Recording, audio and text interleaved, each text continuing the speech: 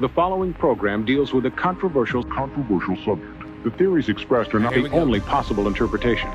The viewer is invited to make a judgment based on all available information.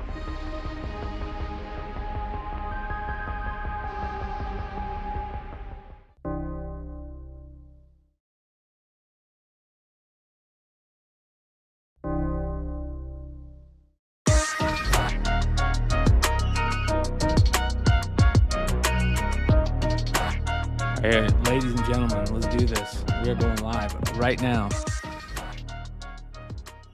I'm getting the hang of this. I've mixed all my music stuff around. I don't know what is what anymore, but it's okay. It's okay. Thank you for hanging out for the pre-sesh, everybody. I'm still recuperating, and that's only for you guys that hang out with us on the live show. This shit gets edited after the live show because I can't catch my breath. That's how you know it's good. Yeah. Jesus. Absolutely. We got some big and exciting stuff to talk about tonight. Of course, you guys see the one, the only Big Clutch hanging out with us. So, you know, we're going to talk some Void Rivals. We're going to geek out over some 80s nostalgia big time. Yeah, we'll do it live, damn it. We'll do it live. Yeah. That's for sure. Hold on, let me do this one more time while we bring in Sean. Jesus. What up, Leg? What's happening, fellas? What's Look at this Not handsome mother effer over here. What's going on? Well, Good to apparently see he's a everybody. hooligan today, so. I am with Mr. T Chamber at Chills. Oh, nice. Yeah. That's awesome. Yeah. Punk rock bowling. This was a lot. I don't buy as many like commemorative T-shirts as I did, but I saw this and then wore a Chamber at Chills 19 shirt on the first day. So I was like, yeah, this is going home with me. So there it is. So yeah, some hooligan 39 skateboarding. live watching us. What up, everybody? Hit those thumbs up. Do us a favor. Hit the thumbs up. That really helps us a ton. I'm even one of those people that will, it's not as bad as like creating multiple IG accounts to comment on your other IG accounts, but I am one of those YouTube nerds that goes and likes my own videos because the thumbs up help. They really do. They help the algorithm. They get it out to more people to come hang out with us. So shout out Funhouse. What up, Empire? Adam. Keith playing some cover tunes. He's getting a Ladmo bag soon. Speaking of Ladmo bags, Bogcast tomorrow night, you guys. The UFO world is crazy. Real quick, what do you guys think about the UFO stuff? This shit's pretty crazy, right? I mean, have you guys been following it at all? So I live in the NASA area, and then like I know plenty of retired military people that have like locked files and stuff like that, and they were saying like, you know, You the just got alien stuff. deleted. Ye's okay. deletion is incoming. They're But sending yeah. a UFO for him right now. So I mean, it doesn't really surprise me, but I'm glad that the general public is getting onto the same page as everyone else. How about all the but there's that, and then you've got people saying that we'll never see the aliens because this is the next government generated pandemic or whatever. You know what I mean? Yeah, and I'm say whatever you want, whether that was or wasn't. That's not a statement on like my world beliefs, but I'm just telling them that's the shit people are sending me on Instagram. You'll never see the aliens. They're not real. And I'm like, they probably are though.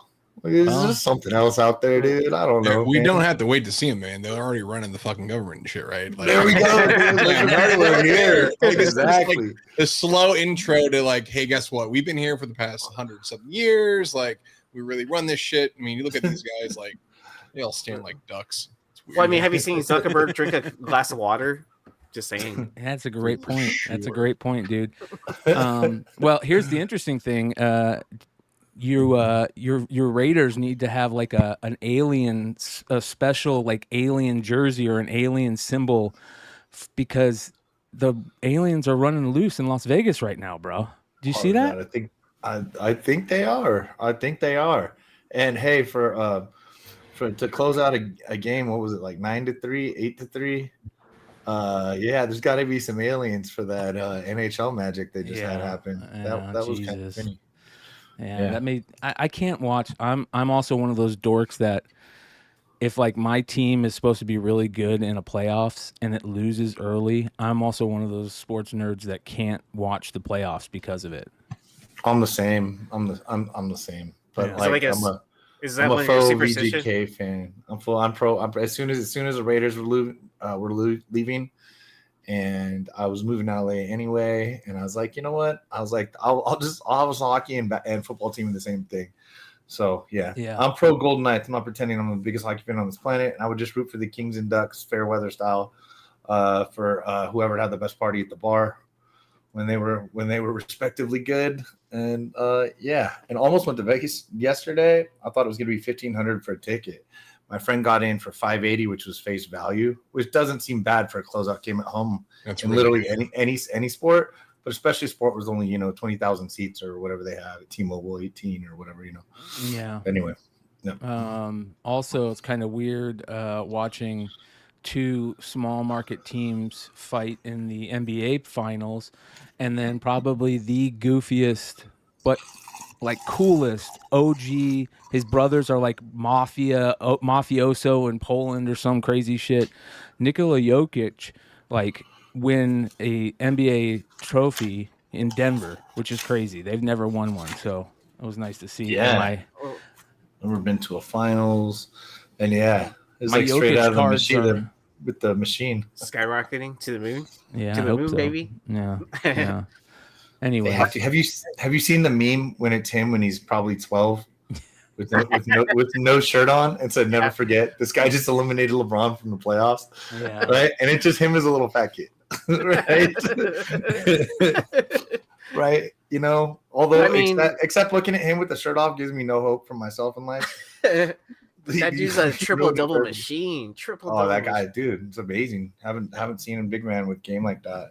Olajuwon maybe,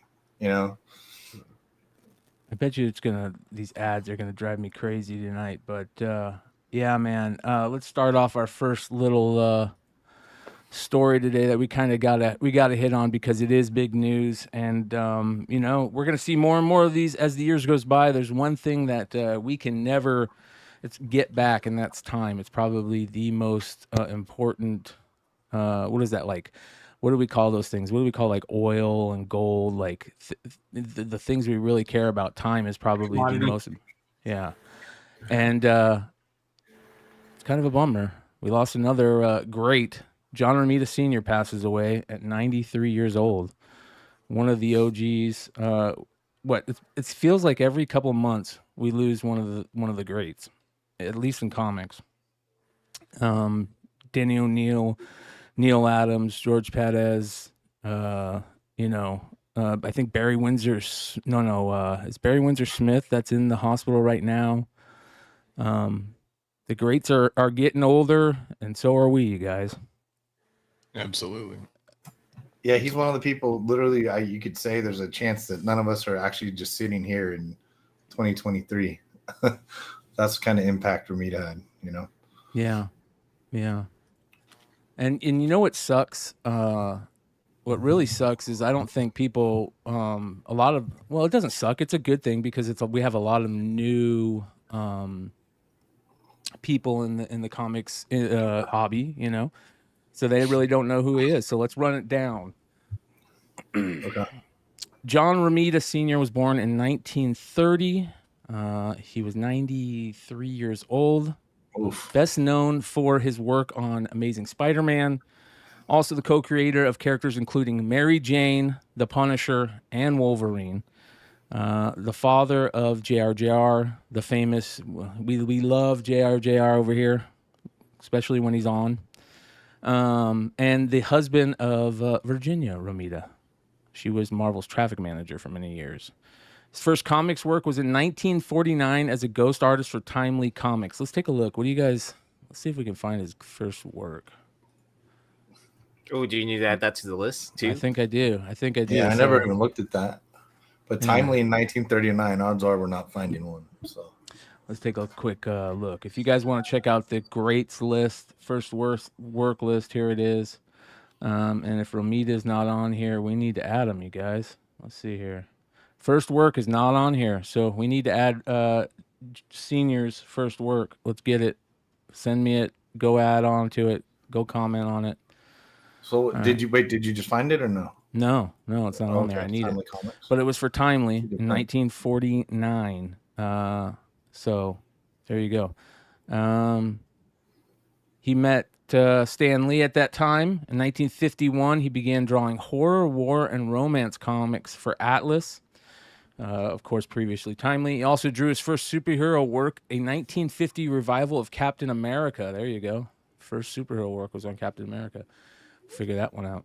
He began working exclusively for DC in 1958 through 1965. He was artist for many of their romance comics also.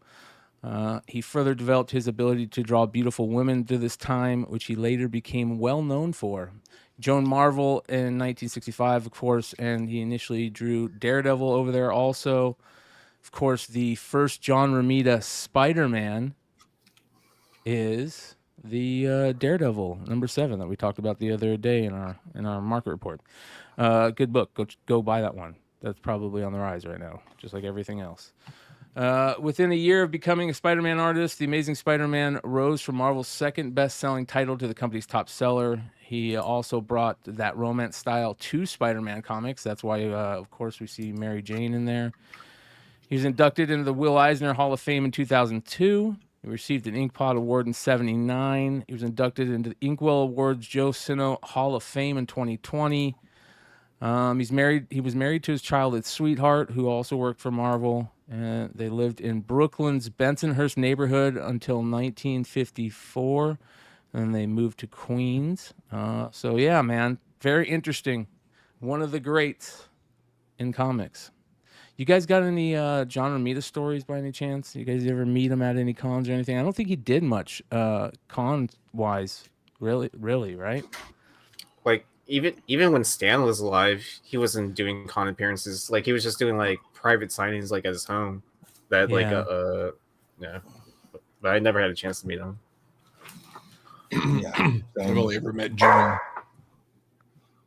Yeah. Say that again. I said I've only ever met Junior, and he was fucking awesome. So I can only assume that it extends down from his pops. Yeah. If you guys don't know, check out doesn't John Romita Jr. do like a live drawing thing on Instagram where he spots up and does some drawing, which is pretty cool. Check that out. Go give him a follow over there. But yeah, some of the greatest covers of all time, of course, were John Romita covers. Pretty amazing stuff.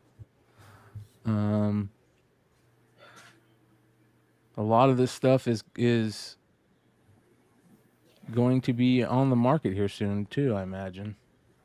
We'll have to keep an eye on some of the things that are selling, because you guys know how that plays out. Everything immediately goes to eBay. Daredevil 16, you're right. Thank you. Still only 25 cents. You are correct. I am stoned. Oh, I found out more about his Timely work.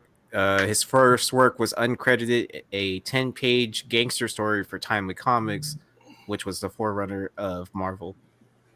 And he was 19 years old. Wow. That's actually pretty cool. That's actually really cool. I would love to hear that story. There's got to be someplace out there where he talks about it.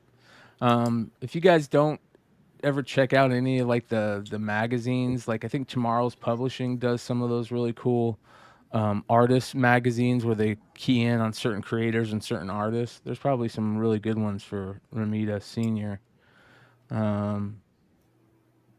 Wow. Yeah.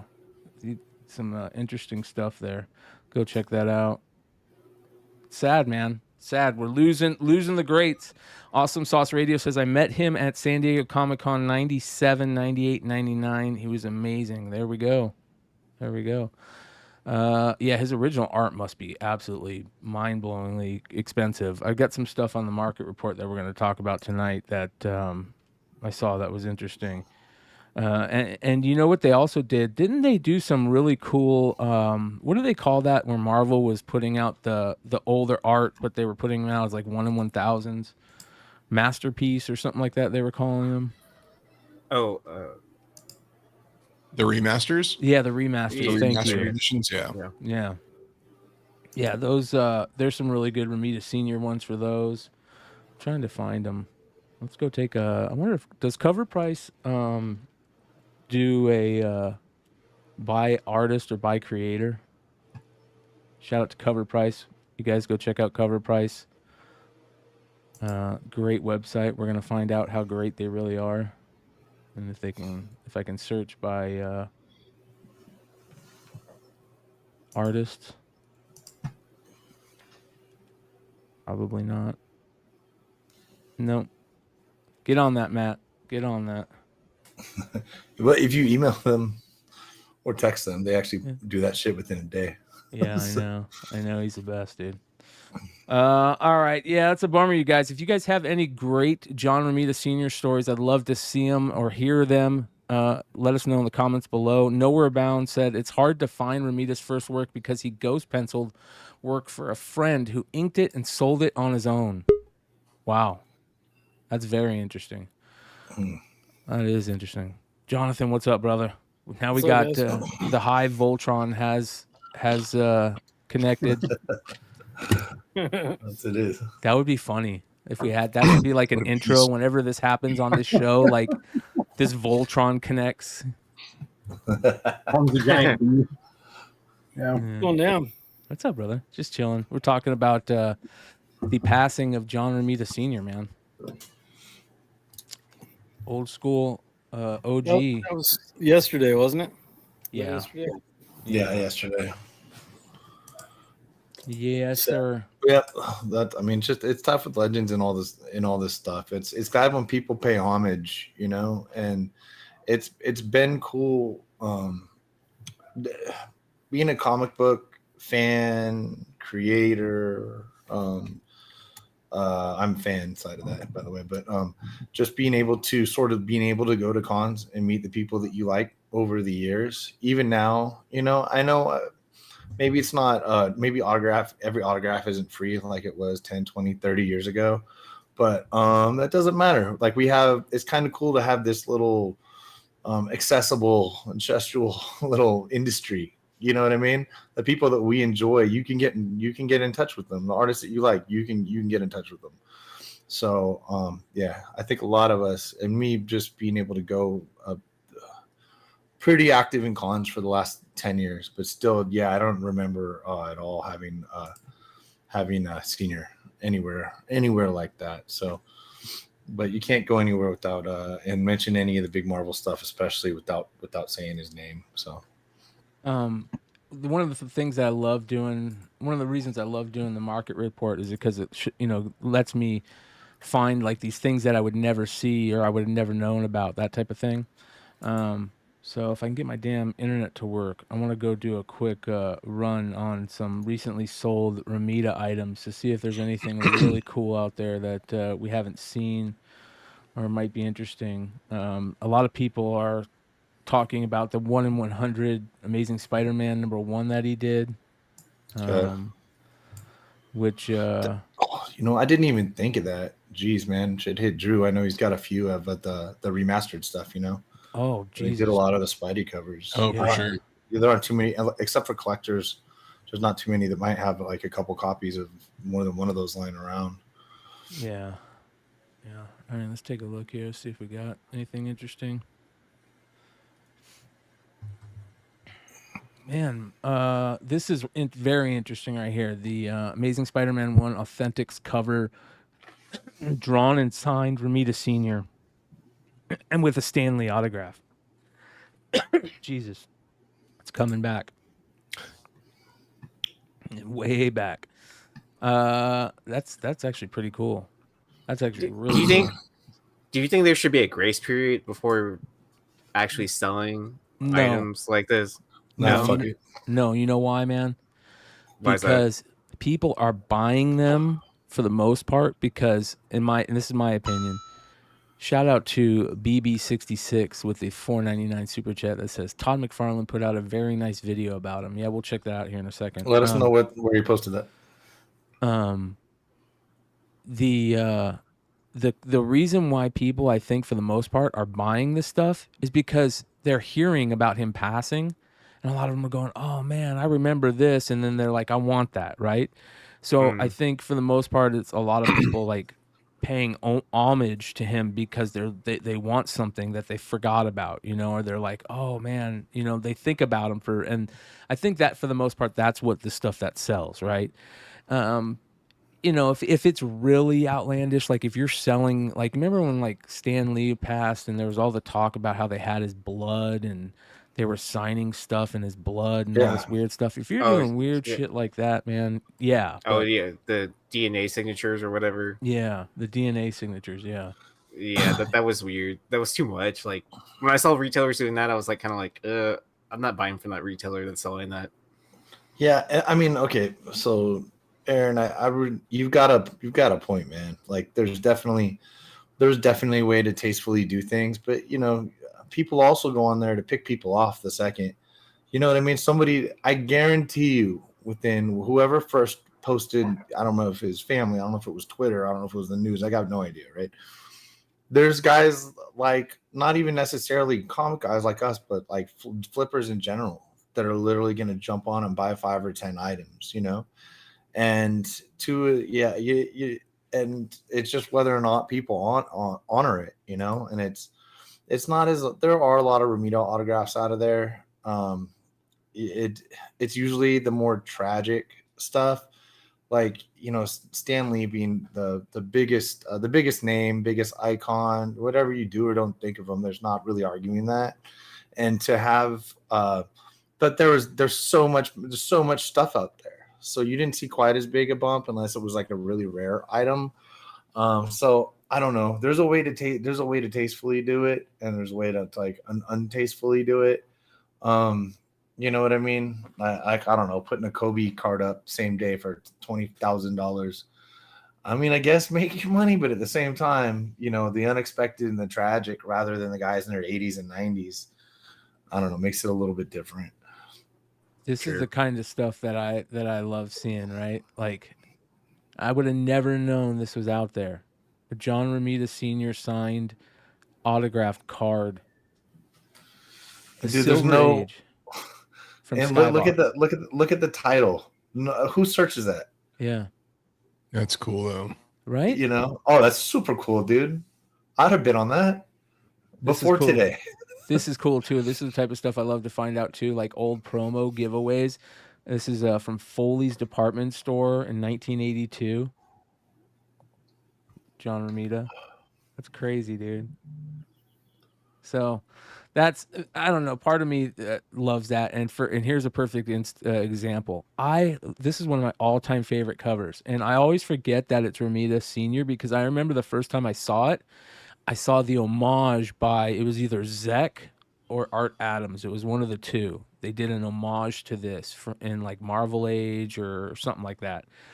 And I forget that Romita Sr. did the original one. It's like, that's why I don't say that like I have anything wrong with it, because you sometimes you don't remember these things, you know? And when you remember them, it's nostalgia. You love it. You want it. You know, that nostalgia drug is so strong, man. So damn strong. It's unreal how strong it is. And, you know, speaking of nostalgia, there was some pretty cool shit that went down this last week, nostalgia-wise. And that being, we found out that the Void Rivals comic book is the kickoff to the extended G.I. Joe Transformers Energon universe, right? And here's the coolest part about that. You know what the coolest part about all this is, you guys? Let me show you the coolest part about all this. And let me see if you guys can hear this. Tell me if you guys can hear this. Let me see. Oh, is that? Yeah. Let me see. Can you guys hear I'm this? Robert Kirkman, and I'm telling you, the best comic book fans shop. No, you guys can't hear it? All right, hold on. Oh, this is what you're talking about earlier. I've seen a bunch of these though. Yeah. All right, hold on. Yeah, this is funny, dude. Let me remove this. Add the stream. I know what I need to do. I need to kick it out. We're going into the Matrix, ladies and gentlemen. Welcome to the Matrix. See, I told you you'd be able to see the Matrix Big Clutch. I'm fucking stoked. Let's get in there. Where's the lady in red? All right, there we go. Let's get back at it. Should be like a little song that plays when that happens too. All right, now tell me if you guys can hear this, and let me know if there's any echoing too.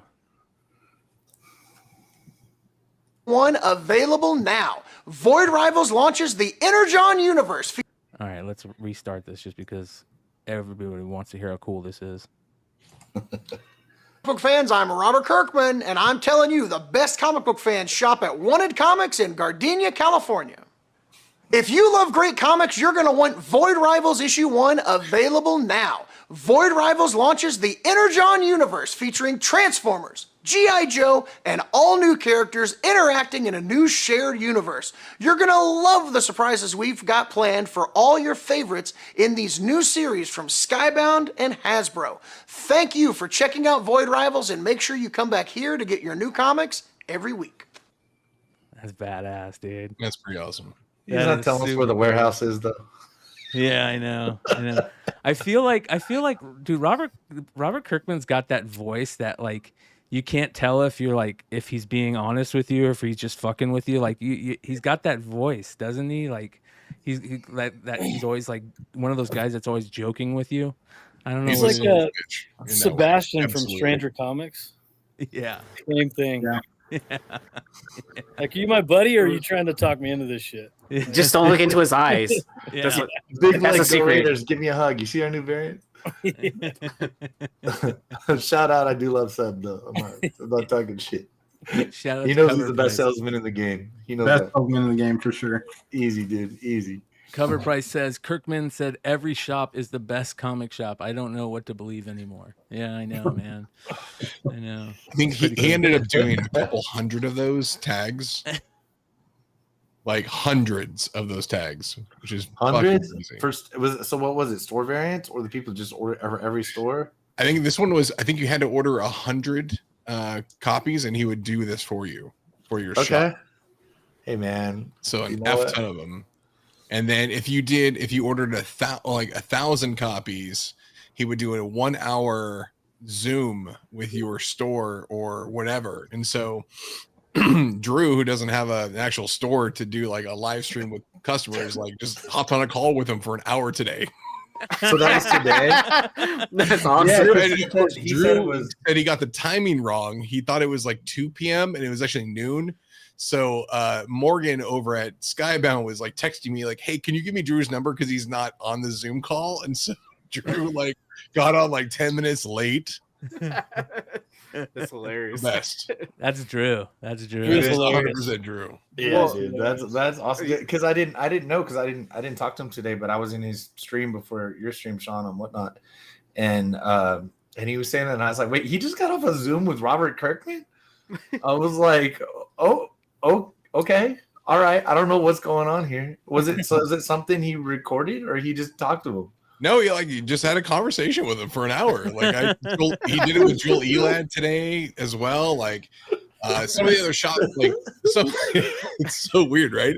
But some shops were really smart about it. They're like, hey, like we're gonna do do the Zoom with people in the store so people can kind of come in and like Do a Q&A have an or something. interactive chat, which is cool. I will say, AI Kirkman, I love it. I will say it's probably hard not to have an hour phone call with Drew, though. With Drew, yeah, Yeah. that's a short phone call.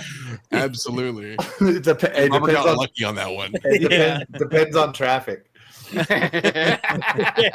If he's just going to see Clutch, like right, then I'm like, cool. Yeah. Yeah, it's But a he's good, 15-minute but drive from yeah. his house to my place. He's like, all right, cool, I'm there. But he's He's taking He's the like doing five a to long drive. He's like, Pasadena. I'm gonna call McClay. It's like Yeah. for an hour and a half. Yeah, taking the dude. 5 to Pasadena to see Sos and Micah for lunch. And shit. I'm usually Just invite me to lunch next time. I'm usually the call in between him going to drop off or pick up something at the post office. So I like that pre-post office call from Drew. Oh yeah. And dude, I'm sure. and the thing is, his self service sucks at his house. So you call him, he'll be like, "I'm calling you back. Just the next number answer." I'm like, Also, yeah, his wife's name pops up on your caller ID, and you're just like, "What?" It's like, dude, you still have long distance at your house? Like, well, all right. Dude, all right, let's geek out over this for a little bit, man, because we kind of got to geek out over it on Saturday night, which was fun. Just dropping the news and dropping the information. But for a lot of you guys that might not know, this is pretty big news that we're getting the return, obviously, of Transformers and GI Joe, but more importantly, a combined universe. And even more importantly than that, in my opinion, that a lot of people aren't really thinking about or talking about, is that it's happening at the same time as the rollout in the movie universe. They're doing a shared universe, which is amazing. That kind of makes me wonder, do you guys do we think that did they know about that at all? About, you know what I mean? Were they told, hey, don't roll it out early? Does that type of shit happen, Clutch? I mean, yeah, I think a lot of stuff. I mean, like I have insider knowledge, of course, for certain things. So there's stuff I can say and I can't say, but I'll tell you, like, for the most part, like, I do know that like the release of like Void Rivals was meant to be around the same time as the Transformers movie, right? Like, when you have the ability to have that, just kind of to synchronize as much as you can, like that's important to do, you know. Yeah. So, How big of a fan is Kirkman with Transformers and Joe's? Is he a big fan like we are? Fucking massive. Like, really? Massive. I think he said in interviews that like Transformers the movie is his favorite movie of all time. Wow. Like the one from '85. Like he's the biggest fan. Like it's Weird ridiculous.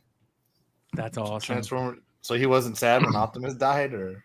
Oh no, I actually was reading today before the show there. He did an interview with CBR talking about Void Rivals and all the Energon universe, and he mentioned like you can tell that like when he was 8 years old is when that movie came out, and he's like it had such a huge impact, like watching like his fan favorite character die, and then like he says in the interview, he's like you can tell that carries over to my writing. Like you introduce characters, get people attached to them, and then like you kill them off, and it gets the visceral reaction from your readers, you know. Oh, you know what? I wasn't thinking about that. Was some of that probably was in the back of my head without thinking about it. Was the last page of Void Rivals. So he actually had like in the letters page. Bryan, I texted to you, but like I don't know. It's just a long thing to write, but yeah. So I heard, so I did hear some of that. Okay. But that's cool. It also, I'm the same age as that guy. He's way more successful. Jesus, man. I was feeling the same thing when he said that.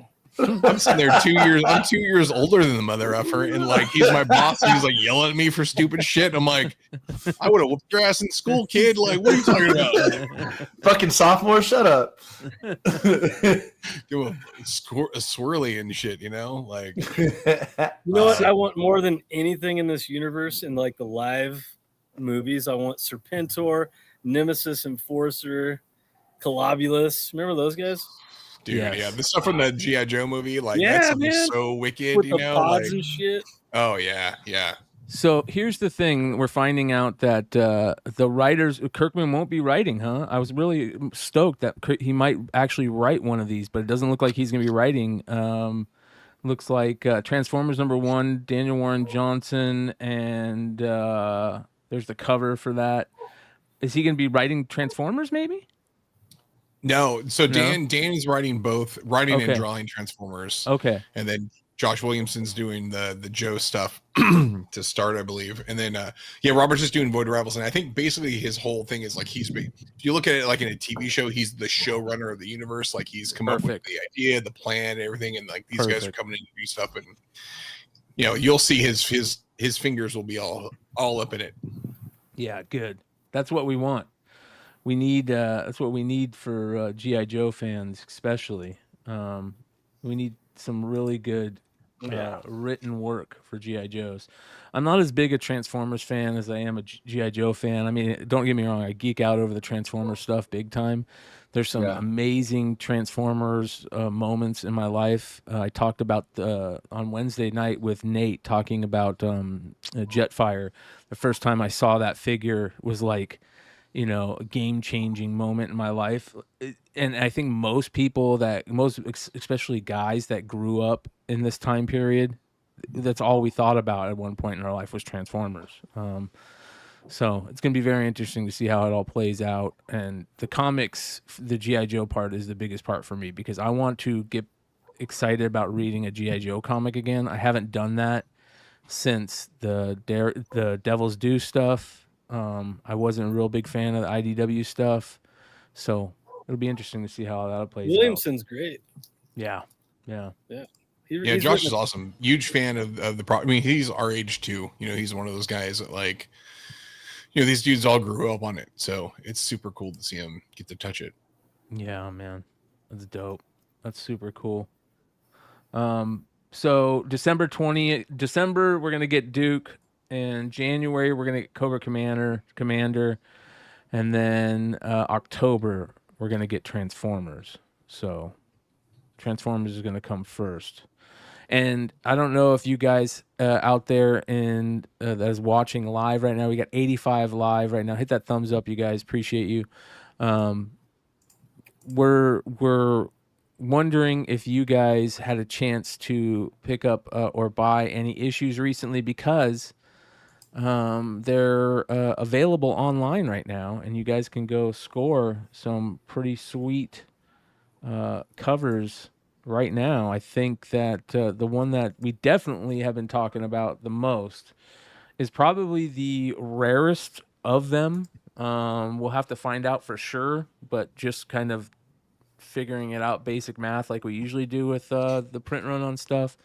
It sounds like the Maria Wolf. Is it Maria Wolf or Maria the Wolf? Because sometimes she goes by Maria the Wolf. Yeah, she's like, her like Instagram is like the Maria Wolf or the Wolf Maria. So I've always called her Maria Wolf. Okay, the Maria Wolf variant, but if you guys want to get the rarest one, it's definitely going to be this Virgin variant of 500. We've got 4 stores that are rocking it, including Clutch, Rupp's Comics, JJ's Comics and Art, and of course Drew at Wanted.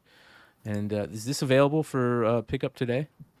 Yeah, it's up there. I had it on my Whatnot stream. Drew had it on his. I think Drew, Rupp, and JJ all have it like for order on their stores. I'm a slapdick and I don't have a web store, so. That's cool. But so you'll be dropping them on your show on Friday, though, right? Yeah, I'll put some more on the show on Friday, and then as it's one of those interesting things. It's like you've got this cover, and it's like this hot book and Transformers, but it's like there's no Transformers on the cover except for the 1 in 100, right? So it's like it doesn't have that like people aren't like, oh fuck, I got to get it because it's got a Transformer. So it's like you got the 2 new characters and these new races and stuff. So it's a really odd like all the covers are in that same vein. Oh my god, oh, good shit. So it's but it's cool. But that 1 in 100 is like sick. Yeah, dude, that is the interesting thing. And here's the thing, right? This is your introduction right here, which is one of the reasons why I love it. I've always been a big fan of the second prints. That is it Marvel that does mainly the second prints that has the splash page like reveals for some of their second prints. I love those. I think it was super smart that they did a reveal on the 1 in 100. It makes it super collectible, which is so important right now. I think that's very, very smart. There is rumored that there is some pretty strict rules when it comes to covers on this book. Now, can we hope and pray that a lot of those rules are going to kind of make sure that all the craziness kind of doesn't take part, all the silliness, the 10,000 terrible homage covers and stuff, or are these rules just we don't want you guys, to put certain characters on the book yet? I think they're gonna look. You've got Transformers #1 coming out in October. I think they're gonna. I would assume like you hold off on any of that stuff until that book comes out. It would just make the most sense to me. Yeah. It's smart. It's definitely smart. And for the most part, here's the other cool thing. For the most part, it was really cool that people kind of stayed quiet on this. You know, they didn't ruin it for the most part. I mean, it's gonna get out, a day before or something always. That's just the way it happens, especially when you got stuff like the UK coming out in the UK. Maybe people got something earlier because that's where it leaked from. It looks like is the UK, and but for the most part, it didn't leak way before, and I felt like something this big could have leaked, but I think it didn't leak because for the most part, people that knew about it didn't want to leak it because of how cool it was. This is like NDAs also. Well, you know what I mean? Like I'm sure there's people that heard that could have geeked out and said something to a buddy, and then a buddy could have said something to another buddy and this and that. But I think for the most part, that didn't happen because people were like, no, this is something that's worthy of keeping quiet for a while on and letting it build. Yeah, I think there's also some of the retailers that knew. Sorry to cut. I'm going to cut you off, but my guess is some of the retailers that might have had it that did pre-sales might have already had their 1-in-100s up for like $1.75 or something like that. You know what I mean? Because it wasn't like Joe Schmo ordering from his house, so that's why. They've been listing those expensive since the get. So yeah. I think one of the special things that what was it? 2 weeks ago was like the Monday before, or was it the Tuesday before FOC? Skybound did a retailer conference call, right? So they set up with Diamond. They said, hey, like let's get a bunch of retailers to like let them in on what's going on. And so they shared it with a bunch of. I think there was like Drew and I were on the call. Ed from Collectors Paradise, and so there was probably 50 or 60 retailers on that call, and I know they extended out to other folks to let them know too. So a lot of retailers knew going into FOC like, hey, this is what's up. The cool thing was, and I think it goes back to like Robert's relationship with retailers, and we were talking about earlier about the retailer breakfast that Robert would do at San Diego Comic-Con every year. Like those breakfasts, like when he would bring in, or we would bring in, because I was there at the time, but when we brought in retailers to this breakfast, like he would tell them like stuff that's going on. Like he would let them know like, hey, this is happening in Invincible, this is happening in Walking Dead, we're doing this thing, and give them basically a heads up on what's happening a year in Skybound's life and all the projects he did. And for the most part, retailers didn't share it. They knew like, hey, this is a really special thing. And if we share this and we leak this, it's going to ruin it. And I think he's carried that goodwill over. And so I think once retailers found out like, hey, like this is happening, like, I don't want to fuck this up. Like, I'm not trying to like burn this bridge and he'll never do it again. And so really carried through. And I was watching your guys' show. I was watching you guys, Bryan, on Saturday, and I was like, I was blown away that stuff hadn't gone out before that. I figured, if Friday would happen or whatever, but like the fact that it was like Friday night, Saturday morning, and of course it came from the UK, like those guys always fucking do. Yeah. But it was really cool to see that like everyone kept the, like they said, keep the secret, it was really cool. Yeah. It wasn't until like Monday, really? Like with the Bleeding Cool article? Yeah. Rich started like he picked up on those tweets and like grabbed them and like time to crank out an article every 3.5 hours. Yeah.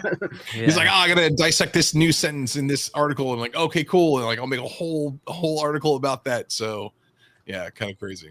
Hi, Nathan is asking how many stores exclusives on this title. I don't think there's many. I think just you. I know maybe Bolo had one. Maybe I think he said. Yeah, there's a Whatnot variant. I think they had 10 is what the plan was, and so that's the weird thing too, right? So because it was so secret, they put out like Image sent out the email like, hey, retailers, like we got variants coming up. If you guys want to get part of this new Kirkman Lorenzo De Felici joint from Skybound, like we've got 10 spots open. We're going to provide you with the art. Like you don't get to pick your artist and whatever. And so I think that kind of scared people away. And look, that scared people away. Also the current, variant market, store variant market is kind of wild. So like, people are already spending, retailers spending a ton of money on other stuff. They're like, maybe we won't do this one. It's, the last Kirkman, thing didn't, wasn't a barn burner for variant. So like, let's pump the brakes. But it opened up a pretty amazing opportunity for those who did jump in, you know, like, Yes. so we did ours. Like, I think I saw 2. What happened was they had the first, I think only like 6 or so people took that up out of the 10 spots. So even then it's like only 6 retailer variants. And then after the call, I think they said a couple people added on, and you can tell like the people who, I think like Comic Tom partnered with somebody on a variant, which is a sketch version of the A cover, and then someone else had the sketch version of the A cover. Bird City, I think, did one of those too, where they got a version of the B cover, I believe. So yeah, that's interesting. That's very interesting. Man, think about that.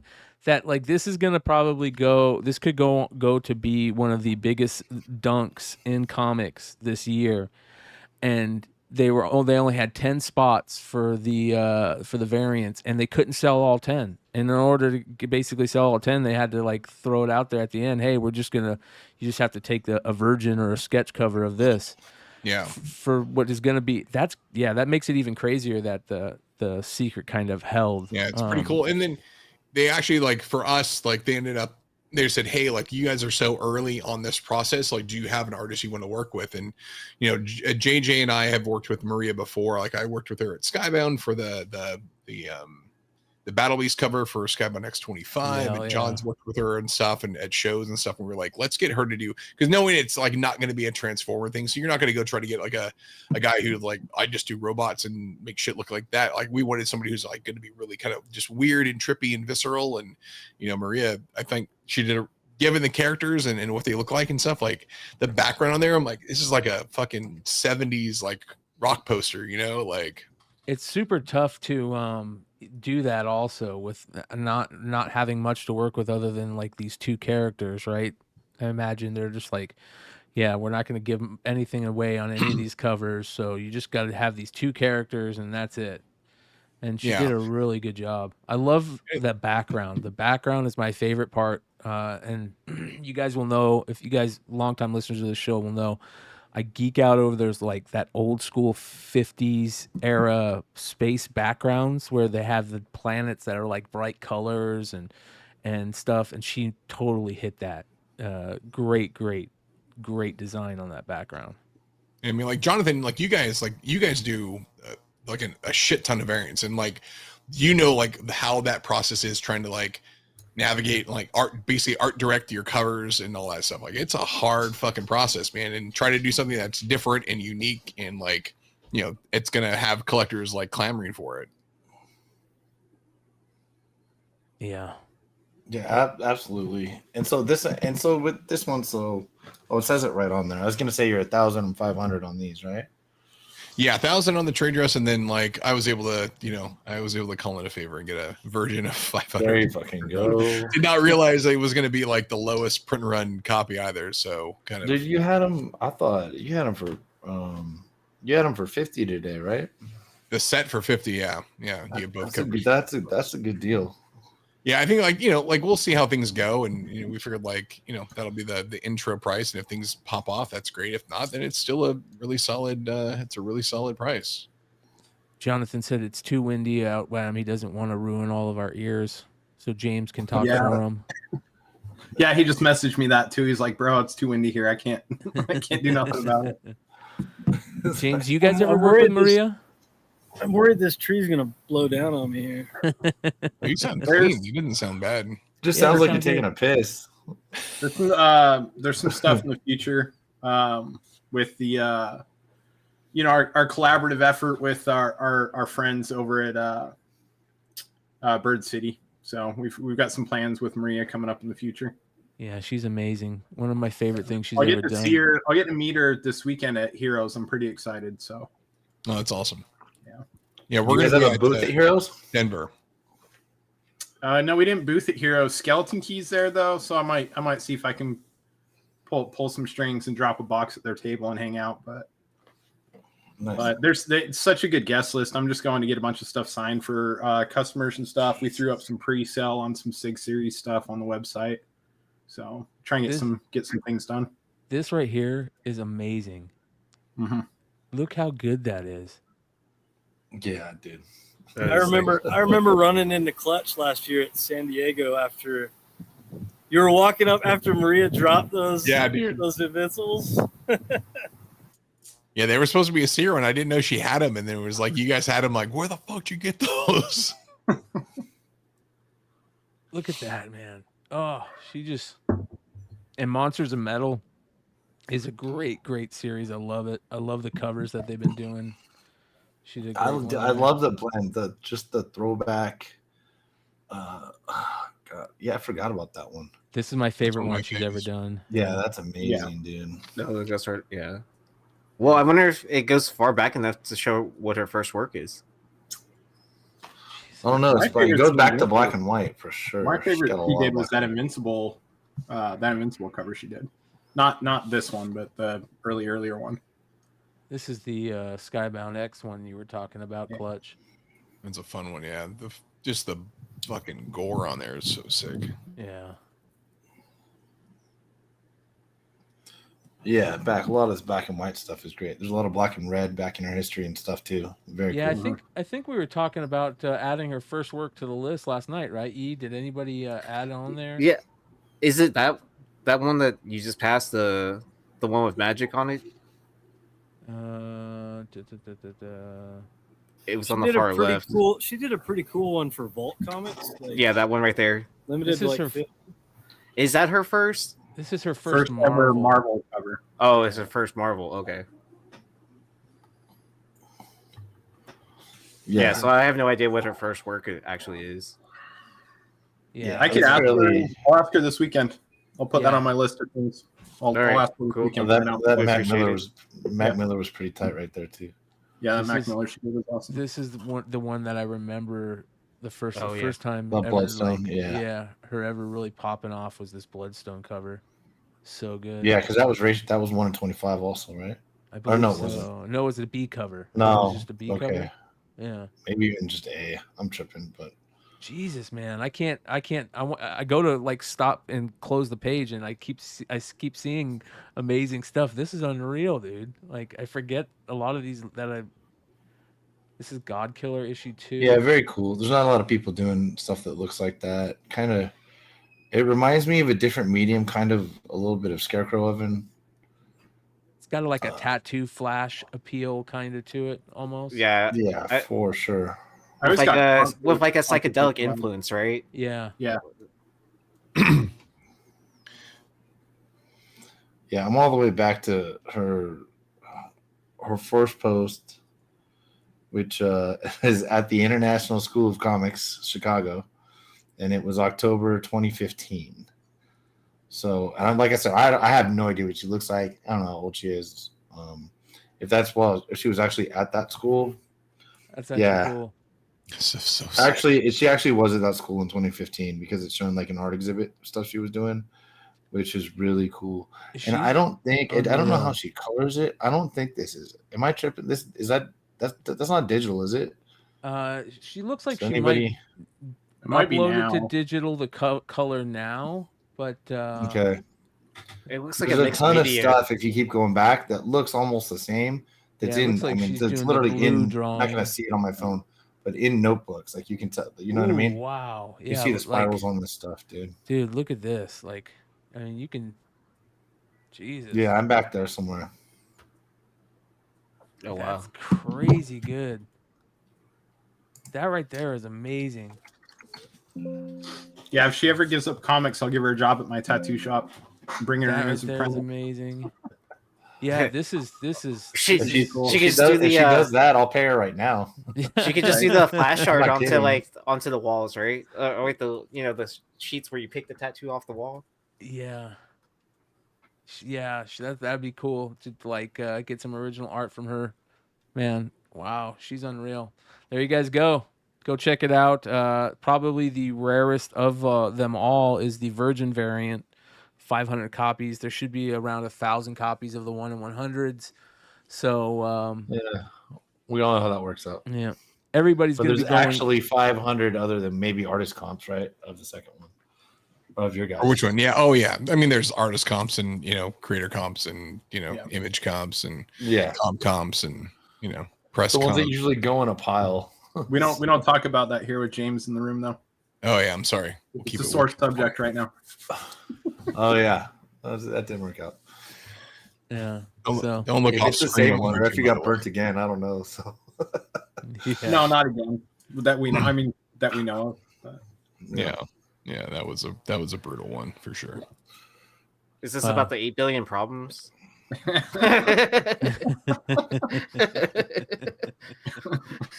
Did you guys, by the way, the other fucking cool thing, which I think kind of geeks me out about this whole thing, is that they're keeping Larry Hama on for a Real American Hero, and Popverse today announced that they're doing, here, I'll put the link in the chat, but they're continuing with 301. Whoa. Yeah. No way. And there's a fucking killer Andy Kubert cover. Like, it is sick.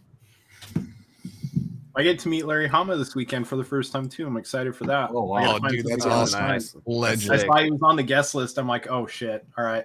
What are you gonna get signed by him? I don't know. I don't have anything.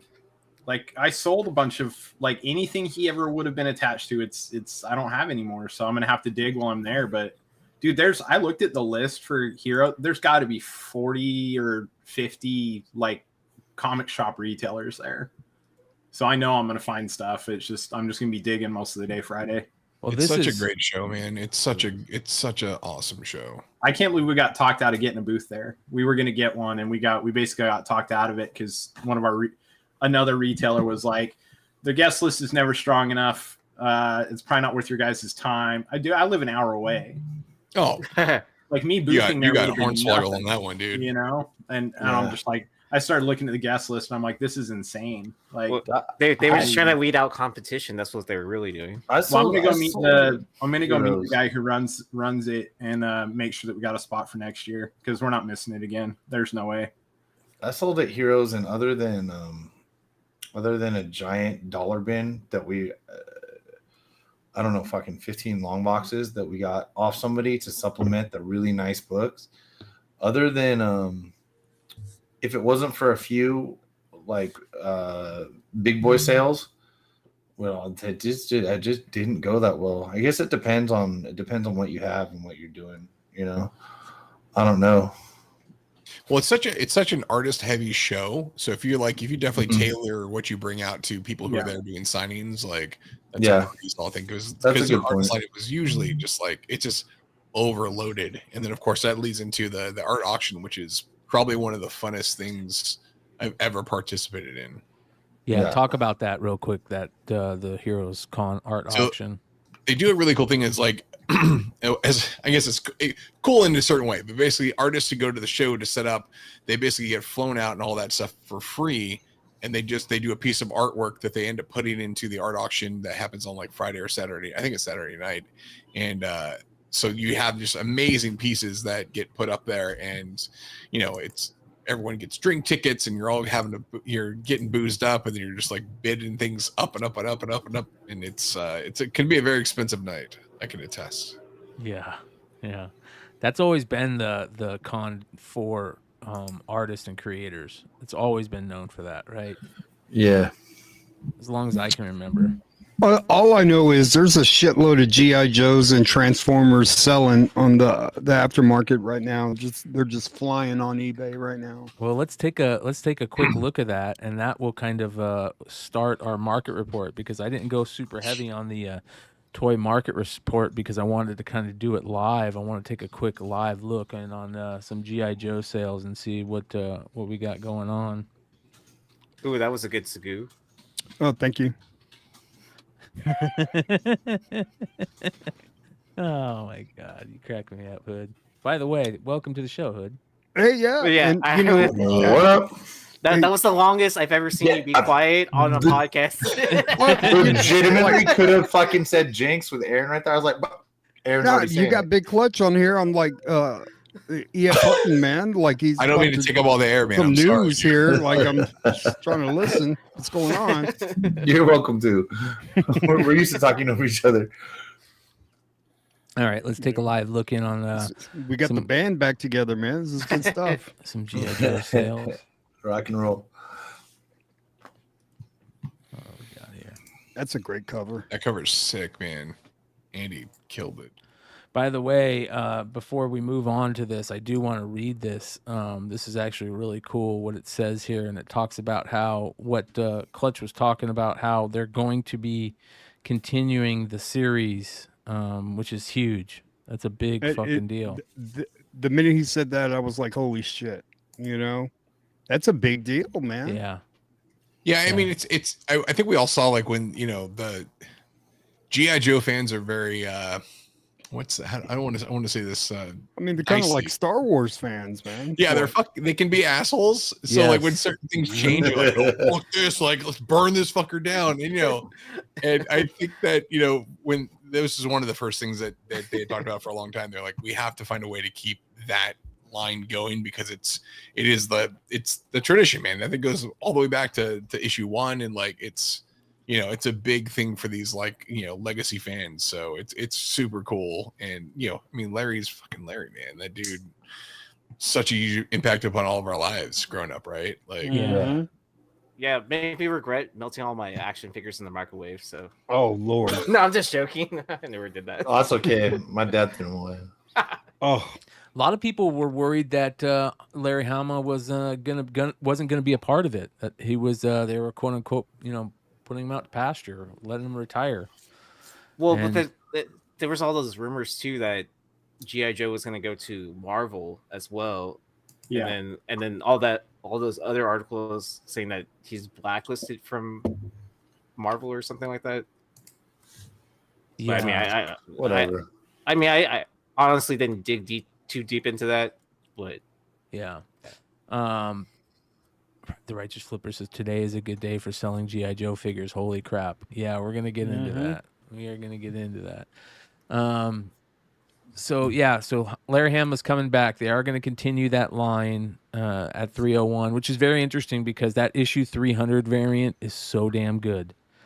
That variant where it's got all the Joes on it. I forget who did that. I want to say Scott Koblish, but I think Koblish did Jamie Sullivan. Was it Jamie Sullivan that did that one? Yeah. Oh my god, dude, that was so good. I still have yet to find the fridge, so he ain't on there, man. They forgot to put it. They forgot to put his fat ass in there, man. Yeah. So the real fridge you're talking about, right? The real fridge. The real fridge. Yeah. I totally forgot about that. Yeah. So I think we were on a show. I was like, that was the first thing I was looking for. Where's William Perry, man? It says here, I'm delighted to be continuing the saga of G.I. Joe with the good folks at Skybound and totally amped to be taking the G.I. Joe team to issue 301 and beyond, said Larry Hama.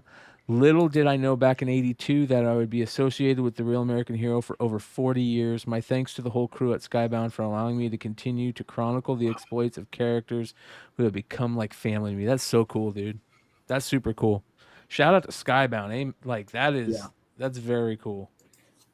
One of the OGs. Yeah, you see a lot of times you see companies pick up properties and then they just put their own, their entire in-house team on it, and damn be the people that built it. And it's really cool that they're letting him continue it. That's really cool. Yeah, I'm calling it right now. There's going to be like a kick-ass variant of like the Baroness, like a Sozamica, like foil, like peel off the clothes and shit, Mute Red Hood before at least Baroness is a fucking adult. Yeah. Fucking Ahsoka titties. What's wrong with people, dude? I agree. Yeah, man. All right, let's see here. Let's add a filter onto this. What's she about 31, 32, Sean? Give or take. Dude, Baroness? Yeah. Oh, okay. I was like 31, 32. I was like, Rosario's my age, but have you seen the cover of the Clone Wars one? That is a child, dude. I don't know what to tell you, man. I was like, cartoon child. Yeah, dude. I like Rosario. I know Rosario's a good actress. I know she's good, but I've raged about I wanted a unique actress to play Ahsoka. Yeah. A lot of sales on Joe's. Look at that. Someone just says like selling a piece of plastic, go back up. Nate's been busy today. That's what you're saying. Bro, that's when that somebody's looking for the Cobra Mamba engine, bro. Yeah, it's like, they got it, $9. This Dude, is one of my. I'll admit, like, I've gone to a couple Joe shows and like dudes who just have like big plastic tubs of like bits and bobs, dude. Parts and They stuff, make a killing. Like Yes. some of those pieces are really hard to track down, you know? random This- legs here and there and stuff like that. Isn't you every Oh. rubber band is gonna fucking fall off someday? Yeah.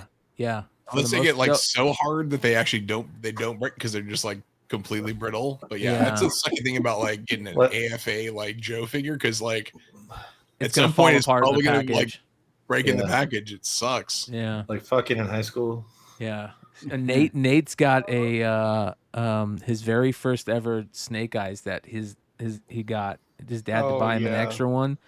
Oh, And yeah. that's one of the things that I'm just waiting for the day for him to call and go, dude, my Snake Eyes broke in half. You know, Nate is so cold blooded. There was a package when I was at his house, and he goes, "Hey, Hood, can you just open that up for me?" I go, "Yeah, okay, Oh, yeah, no no way. big Wait, deal." you And it's did it on the another podcast? AFA GI Joe like figure, and he goes, "Oh yeah, just put it over there with the other 150 AFA." I was like, He- "You're an There's a pile in the asshole, corner. bro."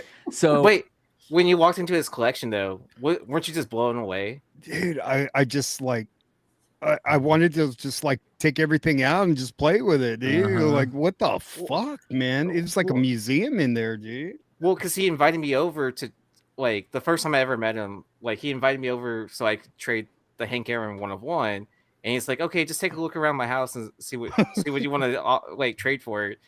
And then I was just, like, so blown away. I could, like, there's the, like, no words to describe it. It's just, like, kind of like, it's like, I don't even know where to start, man. Like, Dude, it felt like I got like teleported into a Toys R Us from the 80s, dude. Like I was like, where the fuck am I, man? Yeah, they're like a Han Solo frozen in carbonite, like just coffee there. table. The Yeah, coffee coffee table? table. And he goes, Oh, have a the- seat. And I'm looking at Han Solo frozen. I was like, damn. check this out, dude. How cool is this? GI Joe prototype Duke part molds. Oh, that's kind of cool. What? That's crazy, man. That's 50 fucking bucks. wild. Yeah. Like what Weird. parts? It's got to be a cool part. Like what part are we talking here? Just a pelvis. Like, yeah, His crotch is always Duke broke, cock. man. Just Bro, his his dick's thumb. always broke off, dude. We all Yeah. know. Don't worry. His cock fell off. I'll make another one. It looks like I got it. I know the guy who's got the original mold. I can get you one. it looks like maybe legs or something. I can't tell. Flashlight.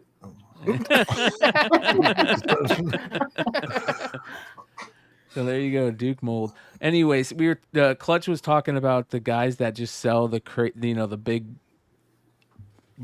boxes full of weapons and stuff. Well, here's one of the reasons why, because of figures like this. This is one of the coolest G.I. Joe's accessory figures ever, in my opinion, because the way that that repeater held his gun, he had this little thing that you would put it on his little belt right here by this little piece, and he held it. Forgot about that. Yeah, and he held it so badass. Because the coolest thing with Joe's is figuring out a cool way to get them to hold their guns and to stance really cool. But like he had like a aliens type thing, you know what I mean, with the gun where it was on his belt because it was such a big fucking gun, and it was so cool how you could pose him with it. So usually it sucks with repeater because that piece is usually broken off, or you don't have his gun. But anyways, super cool. Geeking out over G.I. Joes. I used to blow up GI Joes and Transformers at the same time. When I was a little kid, Put a so- big black M80 on them. Yeah, M80s, That's baby. awesome. Yeah.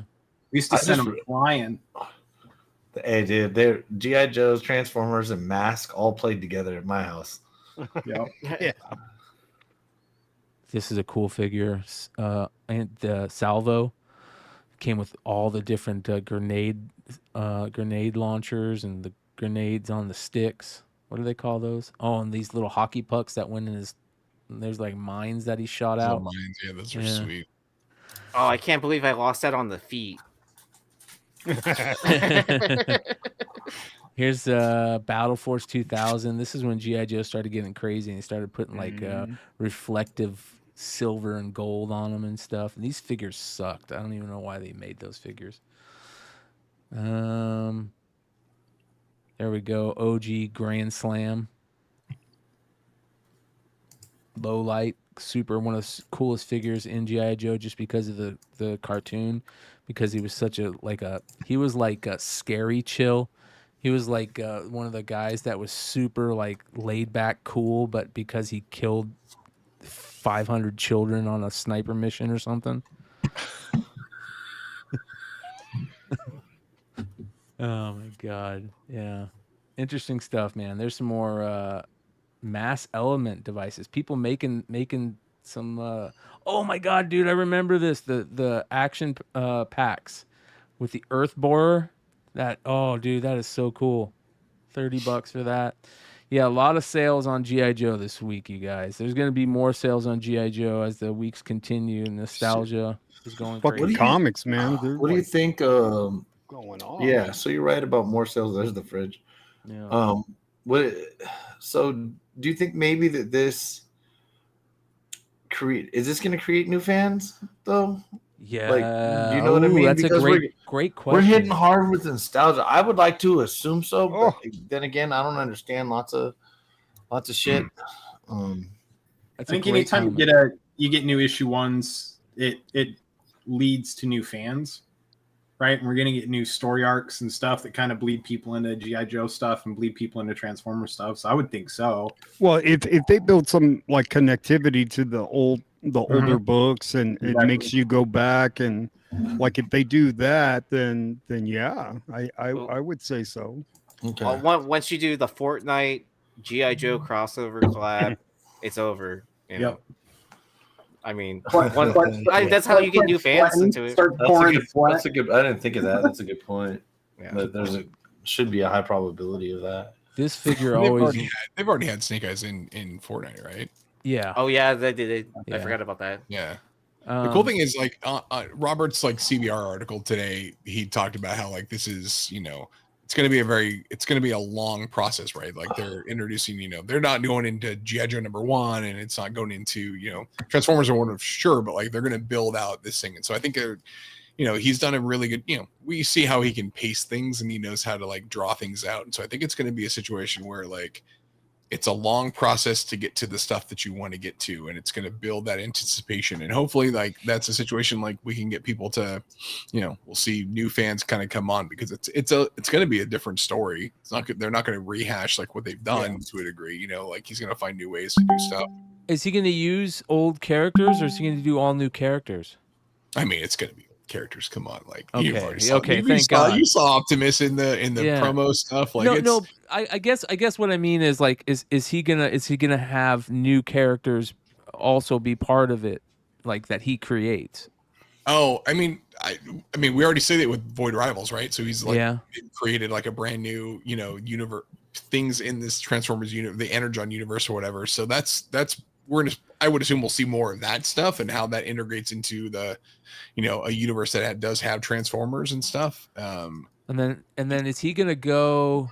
Oh man, I have so many questions about this. I know, dude. It's so much. I wish we should have connected with Drew when he was on that call. Like, I know, right? Dude. I was dropped the ball on us. Yeah, I was gonna say that earlier. That like we should have just had Drew on the show. I know. I want to know like. I want to know if he's gonna like retell stories with characters. Are the characters gonna have a different look? Like is he gonna change characters? Is he gonna do like the ultimate universe variant of G.I. Joe? It's funny you say that, Brian, because like in that CB article, he actually does refer to it like this is kind of like an ultimate universe, like perfect kind of version of it. Like he said he's going to try new things and kind of do a new way for people to get in there. So, I think it's the nice thing about keeping Joe, real American hero 301 going. So like you can like, there's a continuity thing that's going, but all this other stuff will be a newer take on it. So, it seems like it's going to be rad. So from what I've heard so far, a lot of people that are picking up Void Rivals are people that were never really into G.I. Joe or Transformers that much. So I mean, I think it's a good entry point for a lot of people. Yeah, and that's actually really like a good point because it's like, with people not knowing that Jetfire was in there, they're like, hey, I'm gonna this looks like a cool alien story and I'll check it out. And then you read it and you're like, I didn't expect that. Yeah. I did see a couple people talk about it on Twitter because I've been following the Void Rivals hashtag, and someone's like, "Oh, I was expecting this just to be a thing. I didn't know it was going to Transformers. I don't know if I'm going to like it." I'm like, "Let it play out, guys." Yeah. And it's not Enjoy the same. the- They clearly post it's issue 1. There's clearly already the spoilers, for fuck's sake. But yeah, the way that they put it, the way that he put it together, that it's, I don't remember, millions of years different in time has passed. Well, And they if you said see Jetfire's been gone for a million years. Yeah. however the hell long it's been, they charged him up. And then the fact that you thought that they were robots. Yeah. And they're not. Although Yeah. I did think, and I don't think this was intentional, but when it shows the guy's face and they say vision, and it shows like the Oh, that's cool. like I didn't think about that. That's like the funny. stone in his forehead. Like I don't think that was intentional, but I was like, wait, it's not Marvel. So I saw like that. No, so it's not. Yeah, it's just basically he set it up so it's not what you think, to get people, to talk about it, or it's a good. I mean, there's clearly the beginning of a story to tell.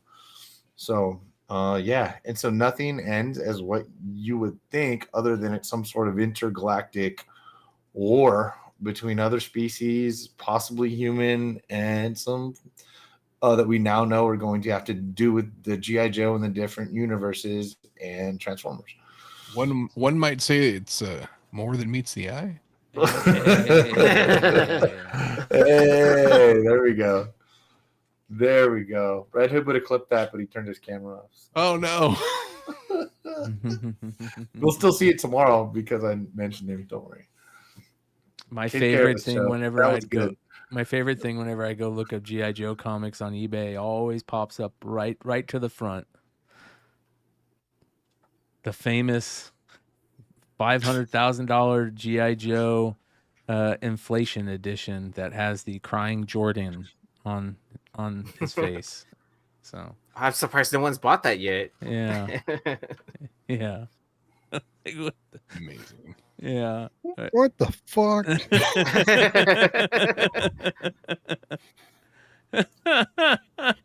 Come on, That was man. the most perfect drop ever. Put that on for me. Someone send me that as a MP3. I want to put that on my phone. That was fucking terrible, dude. Oh my god, that was almost as bad as me. No, I'm not even gonna get into it. All right, here we go. Look at that. Already sales on it. 235 for best offer. Look at that. Right out the gate, that thing is. Did you sell any of these on Whatnot there, Clutch? I did today. Leg, how did that go? I was so excited, dude. So yeah. So I was Can like, y'all hell keep yeah, it down? sold I'm for, trying to read. It Yeah. sold for. It sold for, maybe you remember, but I did screen cap because I was all the excited. first sale. Yeah. So So it goes 335 for the first sale. And then the guy's all, sorry, man, I accidentally bid 6,000. And so back in the day, your pre-bid. So now it bids like eBay, right?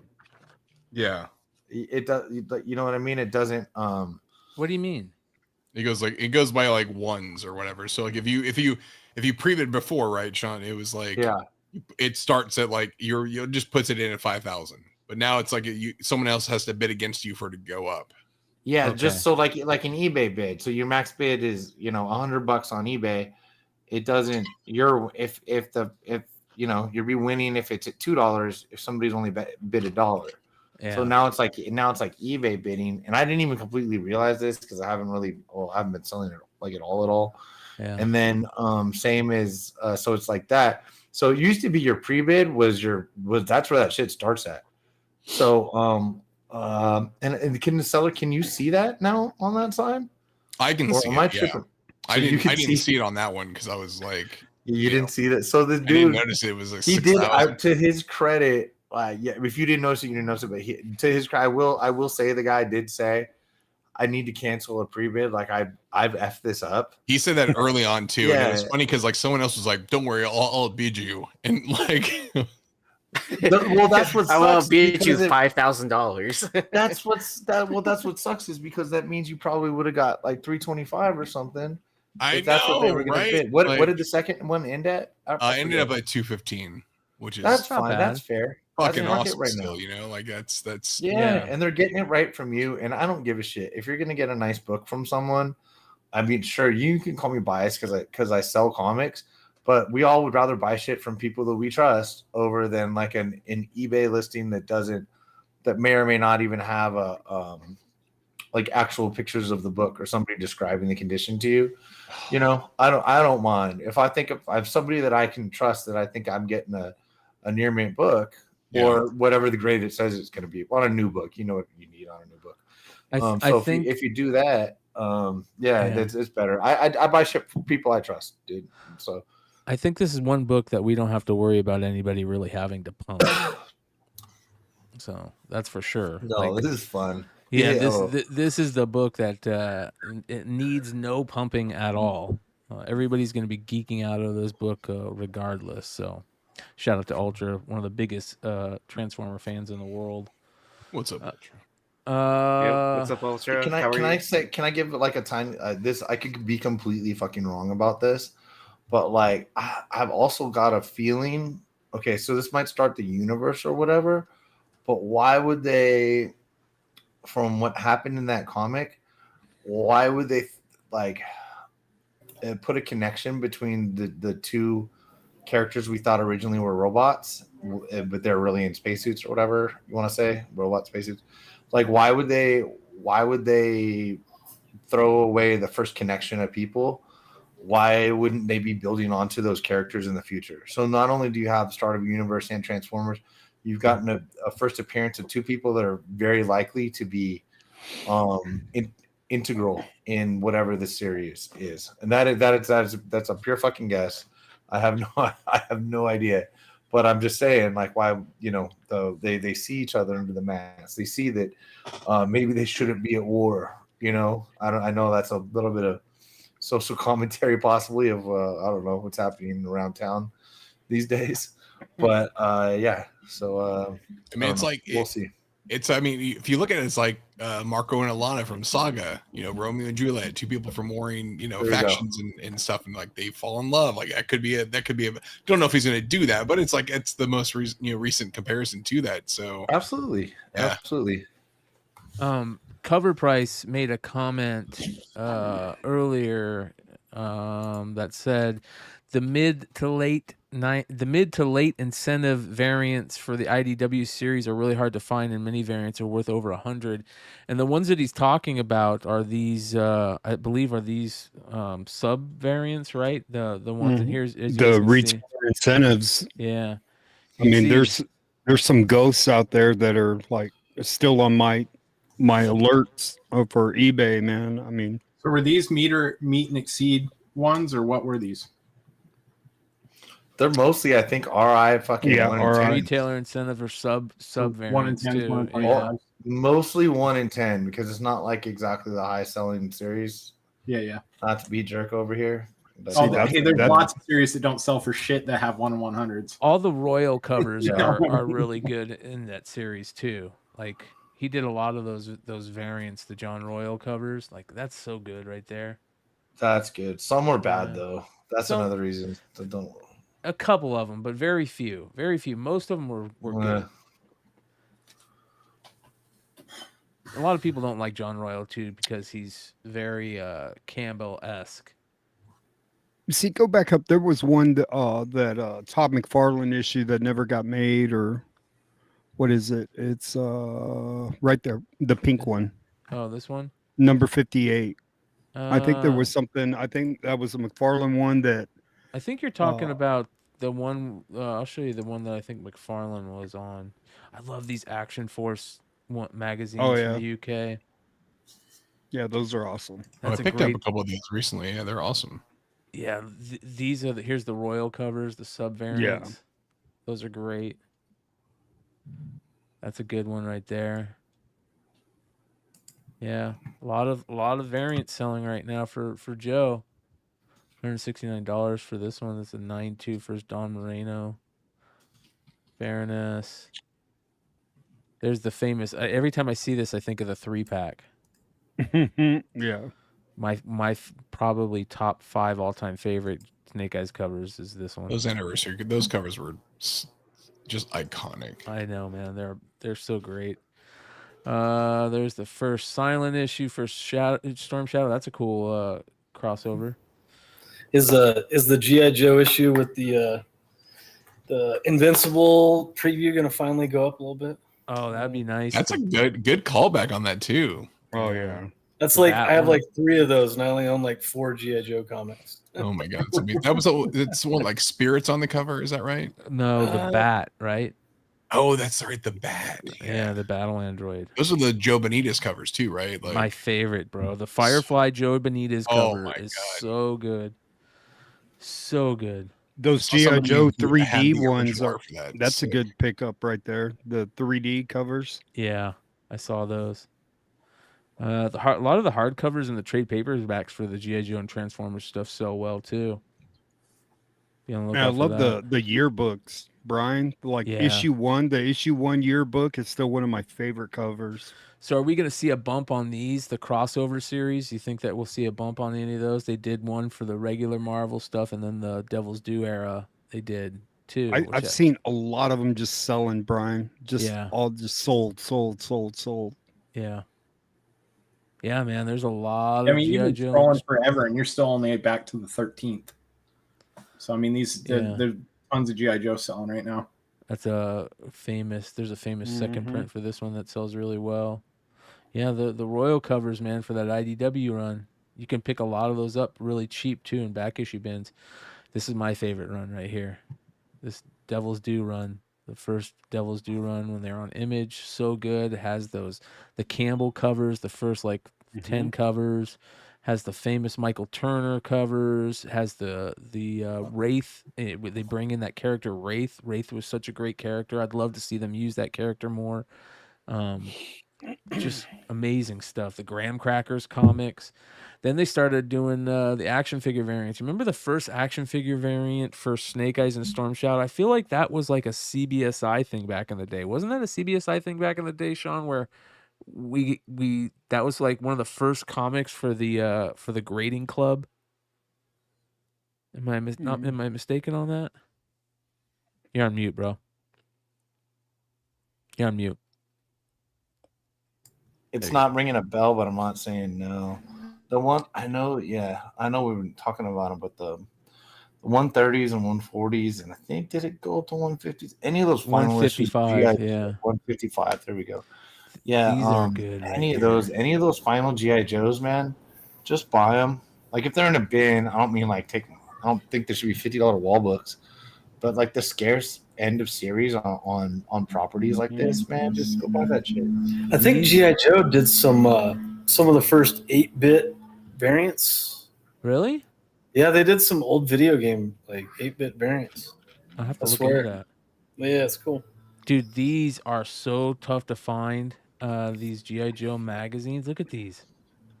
Look how great this cover is, dude. What did they sell for, Brian? $59 Canadian. Fuck. Yeah. These are That's tough a steal, to find. man. Yeah. You don't see they look like there's some issues on the corners, but they're tough to find these though. Look at that. Yeah. Look how good these are. And these are big size. I haven't seen that one cover. I've never seen this. It stresses me out that in general, I don't know what stresses me out. Well, it probably does to me. But just I don't feel like people are ghost hunting as much as they used to. Yeah. Like we all pride ourselves on actual collecting, Yeah. Not necessarily flipping, but it's like it's the thrill of the hunt. There's so much watered down stuff now that it's difficult for new people to find that stuff. You know what I mean? Like you can't regular someone's back into comics for a couple of years or something like that probably aren't going to think of CGI Joes that are 140s or 150s and be like, oh shit, why is this still here? Yeah, like if you see that stuff, like the low print run towards the end of the series, man, you gotta scoop that up, man. Especially just Brian passed by some that sold for $4.99. I'm like, dude, man, that stuff is hard to find, man. Yeah, there's some great deals right now in comics, dude. Like right there, that Snake Eyes, right there. Stop. 135 and 140. Like those are hard to find, man, in high grade. Yeah. Look at that. 995. Fuck, man. Here's one of those. That's a great Snake Eyes Atkins cover right there. I remember when they were doing that Atkins run. Man, here's I feel like this. It wasn't the McFarlane cover. Didn't it have a Trouble Bubble cover? Yeah, and it was like, or it was like they didn't make it, and then they put the story. He wrote a story. It didn't get made, and then they didn't put it to print, and then later on, it's that famous Snake Eyes cover. Yeah. Kind of homaging the. The Yeah, special and they reprint. edition. Yeah, there you go. Dude, look how great this John Rohill cover is of the Crimson Twins. That's fucking awesome. That is so good. I don't know why I like that, man, but that is good. It's very Campbell-esque. Yeah, man. Look for some of the rare stuff. I love these two sketch covers. Yeah. I've been selling those for years, and they're not all sketch, but just because it's Campbell and G.I. Joe and Transformers. Yeah. I've been doing that, dude. That's got to do well. No, fuck, I might have one on eBay. Let me check. That sold yesterday. So yours had sold. See right there. That's a banger right there. This is the convention edition, you guys. This is a different ball game. It's not. No, I think that's less rare actually than the Is other. it? But I like it I better was wondering because I if you like guys were going to talk about that one. the other one sideways. Well, no, They get a bunch? How many do they have? So there's a regular one, there's a sideways one, and then there's these convention IDW ones. This was San Diego 2019, 2020. Mm-hmm. I picked up a bunch of these. This is a reprint. I had Hughes signed these, and he signed all of them on the crotch. Nice. Get out of here. For real? You still have one? I might have a raw signed, yeah. So he literally said, right in her pussy. Like right across the belt and the crotch, yeah. That's why I love Adam Hughes. Do you still have your Did you list? sign it in pink? Bro, if you signed it in pink, bro, I like, let me make you an offer. No, I think it was in Bryan, gold. you still have your I list know I out? still got one. I know. Oh, yeah, I've Brad, got you're one. right. The 154 first Amanda Connor. Yeah. Let me look. I think I still have the list out. Let me check. Yeah, the private call chat out, is Brad. private chat now. I fixed it. You fix that? All right, Amanda I was Connor. the jokes I want to make, but you know how it goes. What was her first what? Her first work was Solo Avengers number 12. Wow, really? Yeah. Okay. 1988. It doesn't surprise me. You forget how long she's been in the game. Uh-huh. That's a Yeah. long fucking time, man. Yeah. I was Good shit. not that old even. So what do you do, Brian, when someone says, okay, this is her first work, and then you go to yours? I try to check it. I try to go check it. Yeah. This is a great cover right here. This is so good, dude. The homage to the McFarlane, but this is what I'm talking about, you guys. Like, this is a great homage right here. This is how you do an homage. Like, if you're gonna do it, you do it really. That's cool. Is that the Okay, that's cool. No, This this is is like Gelato, right? no. It this does, is- but it's a it little does off. look It doesn't. Yeah. Krill not, though. reppin'. Okay. Yeah. Dude. Kirill reppin'. Dude, that's a cool name, dude. Yeah. So look how good that is, though, dude. That's how you homage a G.I. Joe cover. Yeah. There's this one too. Look at this Or one. too. Spider-Man, but yeah. Bro, look how good this is. That's badass. Copperhead. How many Copperhead covers are there out there, dude? Not many. The Water Moccasin was my very first G.I. Joe vehicle that I remember because I brought it in the pool with me, and it had that little thing that shot out of the bottom. It was like that to get away. You could put a guy on there. And you had like your dude. How cool was that? I might still have that. I know I still have that figure for Copperhead. Yeah, man. Such a great vehicle, dude. So cool. All right, let's continue. Oh, Selden's asking if it's first cover. I don't know because G.I. Joe 154 was November of 94. So, I mean, like 10 years to not do a cover. Yeah. That seems a bit long. But, I mean, it could take a while for an artist to jump from interiors to. A lot of the Royal retailer incentive variants are selling on the IDW run. A ton of them. Look at this. I mean, there was just a lot of great covers, man. You know. Yeah. But nothing really going on inside the guts. I mean, I love Back Issue magazine. Such a great magazine. Love the old Action Force magazines from the UK. We're going to talk about a Transformers one coming up here. See right there. Look at that run just past. You just passed it, Brian. This right here. Right there. Yeah. See, 139, 40. Yeah. $24, $25 for the set. Very fine. Yeah. Yep. These look bad, but there are some of these that are very amazing, dude. Yeah, so it's very tough to find. Super hard to find. Yeah. There's some ghosts. Oh, there we go. Here's the 300. The famous 300 cover that we can not find. Yeah, the fridge on it. Yeah, the fridge on. He's got to be on there somewhere. They forgot to put him. Yeah. Yeah. I think so. I agree. Or would he take up too much real estate on the cover?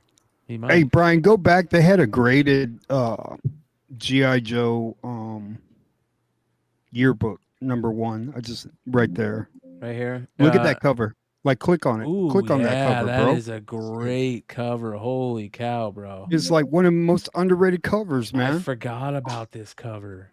Look at that, dude. Come on. Wow. If that doesn't take you back to what G.I. Joe was, I mean, that is just, I remember just staring at that cover, just like, wow. What a great cover, dude. Look at Roadblock. Look how big Roadblock is. That's cool, dude. Bro, they have the dog, bro. They have the dog in there, bro. Mutt, Junkyard and Mutt. Yeah. Deep Six, Stalker. Oh yeah, Deep Six was awesome. Gung Ho, yeah. Gung Ho was badass. I want to get a mint on card. All right, so if you guys could get any mint on card Joe, what would it be? Clutch. Snow Job, man. All right, what would you get, Clutch? If any could get any mint on card Joe. God, that's such a good one. I own a couple, which is cool, but I think, like, I don't know. For me, like the first, like a non-card Snake Eyes, I think would be the dope. But the one with like two with Timber, you know, like the visor. Never had that one growing up. Like I had all the other Snake Eyes, but we never owned that one. So I think that'd be like a grail. Yeah. I think you should ask anything other than the Snake Eyes. Oh, that's a great point. Okay. So let's say everybody wants the Snake Eyes. That's a good point. Let's talk about some underrated mint on card, because there's some really good underrated ones. One was just said, in Gung Ho. Gung Ho would be a great mint on card figure to have. That would be a killer one. Yeah, I'd say actually, the perfect segue into it is Night Force Shockwave. Oh, the 2-pack with him, like the one in the he's in the black and the gray and stuff, like such a dope figure. Yeah, dude. That's so hard. That thing sells for like ridiculous over $1,000. Yeah. And they're doing a 6-inch classified, I think, for San Diego. So be on the lookout. I'm Destro, easy. Destro, original Destro, OG. Yeah, I think so.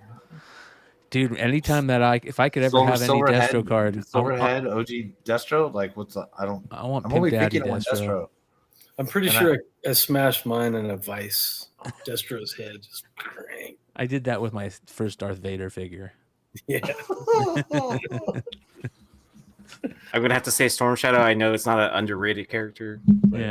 This is always one of my favorites to collect. Hood said Snow Job, but you know what was another great figure that was super underrated? The Snow Serpent. That was a great figure, dude. The Cobra Viper version of the snow figures. Wasn't the Snow Serpent version 2 was the one that came with the purple snowboard? Yeah, the purple snowboard and the rocket launcher, the purple and yellow rocket launcher. Yeah. I like to Shipwreck, because I think you could get them with or without the bird, right? Yeah, there was a couple figures that there's a couple figures that had him with or without a tattoo, I think, right? Wasn't there like a tattoo on him that they changed? I Maybe remember on his losing the forearm. bird's legs all the time, dude. Why Always anybody fucking- would want an action figure without a tattoo? I don't know. How come no tattoo? How come no seriously. tattoo? Yeah. Spirit is another one of my like all-time favorites too. Oh, right? yeah. Came with Spirit's the a good eagle, one. and you're just, Yeah. just so cool, and like a gun that shoots arrows. Like, what the fuck? That's dope. Yeah. Yeah. There's Hey, check this out. I was digging day before yesterday, and I found this badass Destro cover, right? And then on the back, Yeah. That's the Campbell. Oh, it's got the Campbell on the back. Yeah. yeah, it's And got that's the a Campbell back on the cover. That's neat. The cover on the front is a back cover for that cover, I think, right? It might Or a be. B cover. Is that what you mean? Yeah. I think it's a variant for. I don't know if it's a variant for that, but that's definitely a cover. See, and then They do all the Campbells. Look at that. That's Yeah. cool. Oh, that's cool. So there's that Snake Eyes that you just showed on the inside there, Hood? No, on the inside. on the inside, Yeah. So yeah, that right I've got there. this. I've got that cover. So that right there was the back cover to one, but they did posters for that and Storm Shadow and Snake Eyes that I remember I got when my brother got his first apartment. Went and had those. They sold them in comic shops back in the day, and it was that Snake Eyes image, and then it was a one that was just like it, but it was opposite. He was on the other side of the Arashikaji clan image. It was Storm Shadow, and they're both of the baddest images. And I went and had them professionally framed, and dude, super geeky. But I really found cool these in a images. back bin. Like, if you go digging, you find this type of stuff, man. You remember this cover, Brian? The Dynamites. Oh, that's cool. Which one? Hold Remember- on. Remember after the It's from Generations. Yes. So I just, man, you can find this stuff out there, man. I mean, it's just pick it up. Somebody might want it. Yeah. remember after the movie came out, then you could get the 3-packs. You could get like Colobulus, Nemesis Enforcer, and that the female. I Yeah. forget her. And then you could get the couldn't get the good guy? female. You couldn't get the female. It was Okay. it was the Viper figure, Nemesis Enforcer, and Globulus. And Nemesis Enforcer was the coolest G.I. Joe character ever created other than Snake Eyes and Storm Shadow. Ever. That character in that movie was so badass, dude. And then they made that cheesy ass action figure with those cheesy ass wings. No that, wings. oh my god, dude. They weren't big. They weren't as big as like all crazy. They're like No. little. Like, And the little fucking green, like little tentacles and stuff. were just like, Yeah. Bro, Nemesis Enforcer. I don't think people, if you weren't alive when that cartoon came out, you don't realize how cool Nemesis Enforcer was as a character, man. It was such a cool blades on character. his arms and shit that just pop out. You're like, what the fuck? This guy's dope. I want to find a video of that. Exactly that. Let's see here. Here's the and then famous. you could get the 3-pack of the like Sergeant Slaughter, right? Yeah, And the Yeah, Slaughter's like Mercer Marauders. and like the other two Mercer, guys, right? yeah. Yeah, Yeah. Mercer's awesome. Mercer was Jinx. the best. Jinx, right? Jinx was not in there, but she was part of the movie. No, it was All like, right. yeah, it was like the guy with the red mohawk, Yeah. and the beard, and then Slaughter's there was, Marauders. the Marauders, yeah, before they were. And the, Mercer was badass because Mercer used to be a Viper. Remember that whole Oh story? yeah, that's right. All right, Doesn't here he we have go. like a cobra tattoo? Yeah. yeah, Right. All right, let's and then get his it. like version 2 character, it looked like a Viper suit. Talk, right? That's all he did. He made sounds, if I remember correctly, right? Yeah, Isn't yeah. that him making that sound? Yeah. Thank God. Grunts. Thank God that was before Sergeant Slaughter defected. Yeah. You know what I mean? That was fucked up, man. Hey, rest in peace, Shiki, too. Oh, cheeky. Yeah. Oh, my Rest in God. peace, Bubba. Bro, look how good that looks, bro. That when I remember geeking out over how badass his wings were, like those blades, like you guys said, on his arms.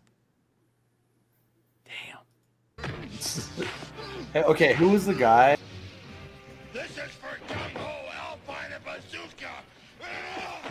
This Bro, for him to manage to keep his sunglasses on, that's a fucking bonus, dude. You know? Bro, he's a sergeant. I mean, come on. Yeah. I love how he's calling out the names of the Joes that he killed, you know, and he's like, "This is for." It reminds me of my buddy BJ Cardelli, the guy I talked about who would call out his wrestling moves before he threw punches. Handled to the stomach, dude. Fucking A, dude. I mean, Nemesis you want to take Enforcer. somebody out? I mean, insult to injury, double axe handle to the stomach, make him barf and shit. Dude, Nemesis Enforcer was such a cool character, and look at what they gave us for that character. I think I have him somewhere. It's awful. This is what they gave us. Oh my lord, dude! Oh my lord! Look at his red He wing. couldn't even fly with those fucking wings. Yeah, It was leftover bat wings from a Halloween toy or It's something. like a member of the Aquabats. Oh, dude. And they're rubber. If I remember right, they're like They're rubber. Yeah. they're not hard plastic. They're rubbery, but like really crappy. God, that's terrible. Oh, bro. But they did remake them. They remade them. Oh, really? Yeah, they remade. Didn't they remake Nemesis Enforcer? Let's see here. Yojo.com, Nemesis Enforcer. Yeah, here's the tentacles. Remember the tentacles? Oh my god. They owed the fans, dude. There's the pack. There's the 3-pack. Yeah. Remember? Oh, dude. So cool. Cobra Law, yeah. Man. La, la, la, la, la, la, Yeah. Look how bad the art is on the back too. Look how bad that is for Nemesis Enforcer right there. Look I at remember seeing one of the G.I. Joe movie, the newer movie previews, when they had the satellites shooting shit down. Yeah. I was like, oh, are they going to do the pods, you know, like Oh yeah. from this movie? Like, that would have been, that's such a good idea. Oh my god. All right. I think they remade them. They had to have no variations of Nemesis Enforcer are known to exist. Oh wow. Oh shit! Oh, here we go. Here we go. What is this? Neon Immortal version 1, 2000. Wait, hold on. I But no. just in found a reason to 2008 buy a 3D printer. In 2008, Nemesis Enforcer became renamed Nemesis Immortal. So while there are different names, they are all based on the character Nemesis Enforcer. So they remade him right here. Here we go. Oh, yeah, dude. Much better. I mean, it's not that great, but it's better. It's Yeah, better. better than what it was. Yeah. At least he's got badass huge bat wings. Those are He's better. got a bigger chest for Sergeant Slaughter to smash. Yeah. Doesn't have like a random dog dick. Oh, look, it came in a comic pack, dude, with Falcon. Huh. That's cool. Oh, that's cool. All right, that's way better. Those comic Anything packs, with man. a comic, we all assume are better. Be on the lookout for these comics. Bro, let's go down Yeah. the rabbit hole here, man. G.I. Joe Unless comic Tony, packs. unless Tony bought them all, blue green, Yeah. Oh, because yeah. I know he was big onto those like years ago. G.I. Joe comic packs. There's got to be a. Let's see here. Comic packs. Comic pack.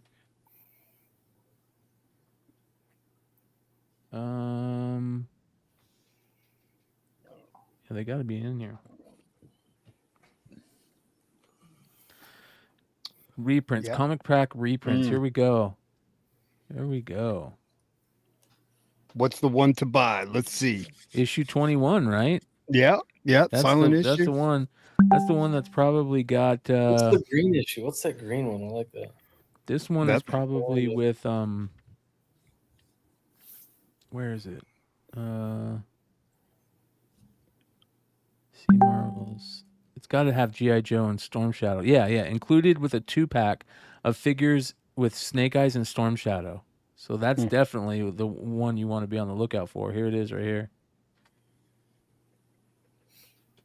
Wow. There you go. That's what you want to look for. That one's got the these are all variants. I wonder who did these covers because some of these are really interesting. They did a bunch of them. We'll have to figure out what are the rarest comic packs at some point. You know what I mean? So Like Very, very you're interesting. gonna see like like all Transformers and G.I. Joe, the older books and variants, and like this thing just lit a fire on all of that stuff, man. Yeah. Yeah, it's very interesting. All right, you guys want to go through some pickups? Let's go through some pickups. Yee, can you I'm gonna go run and let my dog outside. Can you handle the backstage tools? Yeah. All right, sounds good, brother. Oh, I gotta go grab some. Hold on a second. All you Okay, have to do well, is I just didn't know make if- somebody solo. Oh, just do the solo one. Okay. Yeah. Just mine if you, are in okay. the living room. I didn't know we were doing this, but I want to Okay, talk about them. I'm gonna let James go first because it looks like he has stuff ready, and then so James, you're up. I have the stuff I couldn't show last week. I think Jonathan's gonna go grab another piece from this artist, but these are it's the newest artist to the Hive family. Will Shrike did these. Oh wow, that looks amazing. Yeah, That's cool. Yep. That one, and then Homelander. Wow. this one here, and then I just bought a Carnage piece and a Black Panther piece that he did.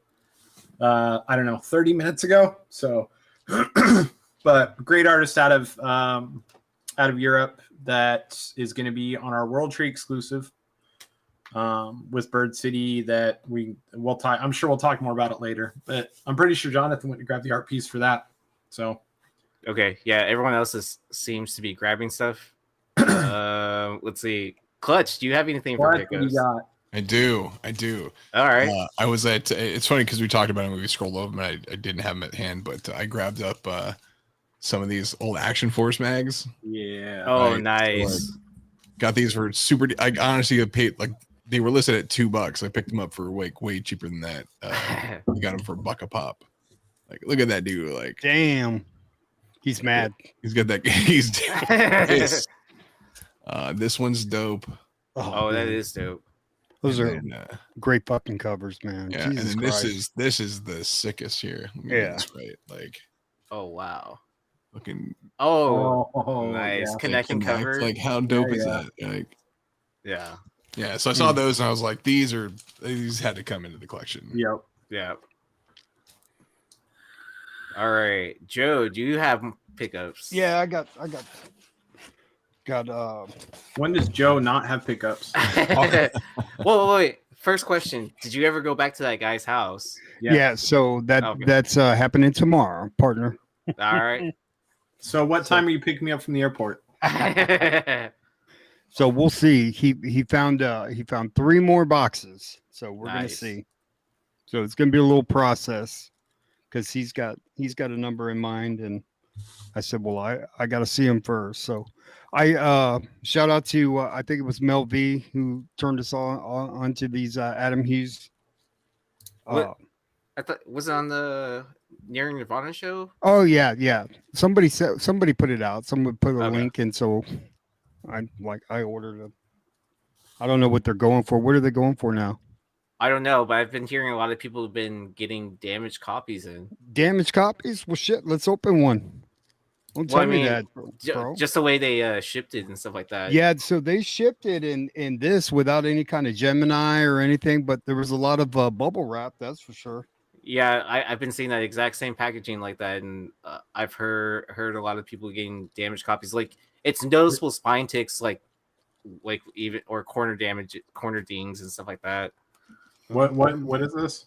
This is the Adam Hughes Rocketeer cover that was a IDW exclusive. Dude, yeah, That's a reprint of a Kickstarter.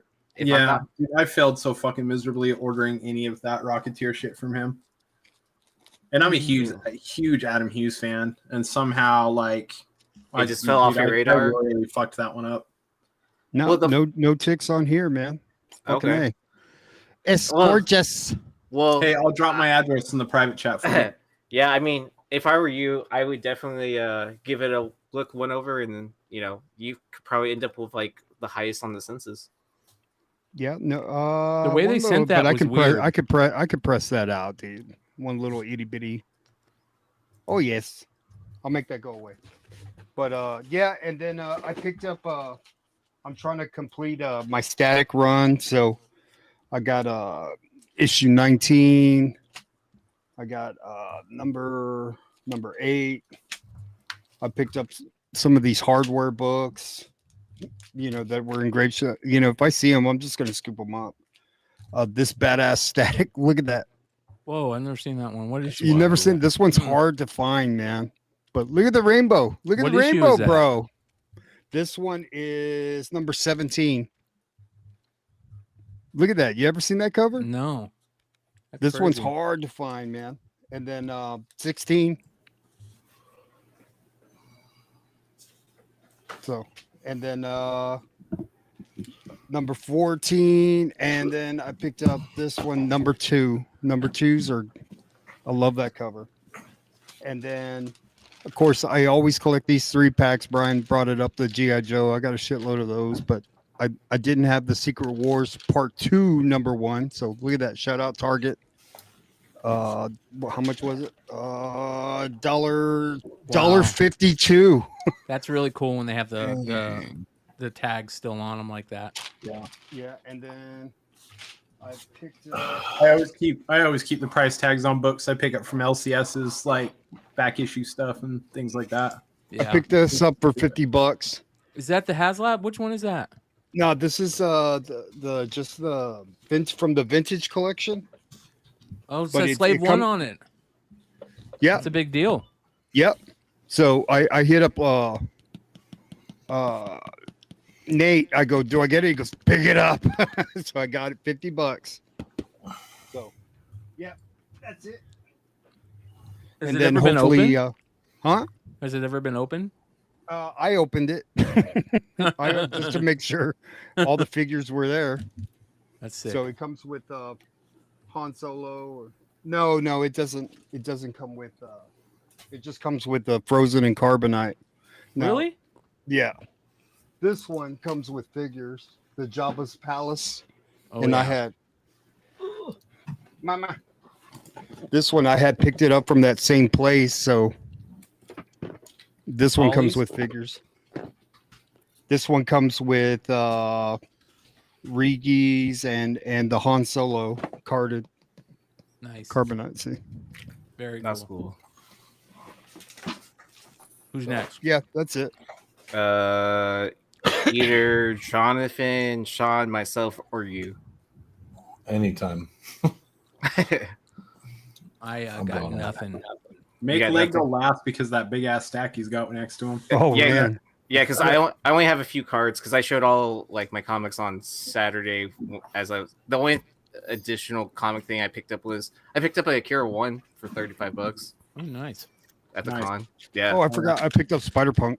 All right, Nice. there's Ooh. Holy shit! Oh, World that's Tree. awesome. That looks like Charlize Theron, dude. That looks familiar. badass. Doesn't that look like the girl from what's that South African? Yeah, Diane Charlize Wood. Theron. Diane Wood. Diane Yeah. Wood. Yeah. Oh, yeah. okay. Yeah. So I got that, and then I got a bunch of these for Hive the other day. It's one of my favorite covers. Ooh. Yes. And Frizz in the Woods, number 25. 1 in 25. I found 8 of them, so I bought them all. Yeah. I don't think I people- should have kept them for myself, but yeah. I don't think Whatever. people realize like what you were showing right there, do they? This one? Yeah. The art. The art. No, the art. The- Dude, nobody gives a the- shit about the comic. Show the art. Yeah, they do. They should give a shit about that comic. It's a ghost. Yeah. And it's a Alright. prison. World Tree number 4. This is his first cover. Wow. Oh wow! First cover.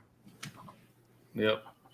That's crazy, dude. I That's found why. him the other day, and I just started talking to him. I was like, okay, he's doing covers for us. Hell yeah. Yeah, when you sent me that message or tagged me into that post, I was like, claim. 500 He's looking copies. at you. I don't want to eat at that place anymore. This is Birds and the Bees exclusive. Us and Bird City, of course. We just dropped it. They dropped the full cover reveal today, so That's awesome. Gonna be live on Friday at 8 Eastern. it's gonna be rad. Man, that looks good. That looks really First good. published comic art or first published comic by this artist, and he's gonna fucking blow up. This dude is so goddamn talented. Wow. He's already got 2 more covers that were his sketch ideas were okayed by publishers. Yeah. Let me just a quick. This is how good this dude is. We were late on this cover, and late post when artwork was supposed to be due. Wow. And Jonathan reached out and said, "Hey, we got this artist who want to do this book," and they're like, "Hey, it's like 3 days too late, but who are you thinking?" And Jonathan sent the link, and immediately they were like, "Well, we don't need prelims. The dude's obviously gonna fucking kill it." So green light. So they let us use his art. They greenlit him after art was even due, just because they were so excited to have him do a cover for World Tree. It's pretty amazing art right there. Look at that. Yeah. Yeah, he does his prelims like that. I love it. I know, dude. I was surprised when I found him and I reached out to him, and he's like, "I've never done a comic cover. Like, tell me how we're gonna do this." And I was like, "Oh shit!" He was like, he was excited. He was really excited. That's cool. And his next 2 are going to be so good too. Yeah. So good. Yeah. That's wild. Yeah. He's so really good. That process is watching that process is so sick. Yeah, dude. Super. He does videos on every piece of art he does. He's got a little YouTube channel, and then he posts them on Instagram and. Except our first cover. Yeah. He was on that one. So how fast did you sign an exclusive deal with him? Did you comic immediately? That was part of my first conversation with him. It's just easy because James can just be like, "Hey man, this doesn't work out for you, man. You can draw tattoos for me." He looks like a tattoo artist. That's what I thought, and not that his hands help that, but he's so busy though. He's dropping new stuff all the time. Yeah, like every week he's got a new piece he drops and prints. He just launched his first clothing thing, the shirts that his most recent Instagram post. He just started doing clothes. I talked to him just yesterday about his clothing drop, and he said he almost sold out of all of his t-shirts that first day. So this is amazing right here. Yeah. This is so good. I'm literally looking up to follow him right now. Will Shrike. Yeah. He's got 150,000 followers or something like that. It's great. Yeah, Batman Who Laughs that he did is fucking killer too. Oh, a gory Grinch. Yeah.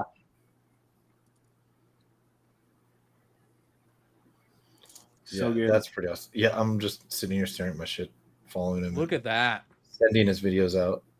Oh. Yep, I really couldn't believe. I was like, has a retailer ever reached out to you? He's like, no. What?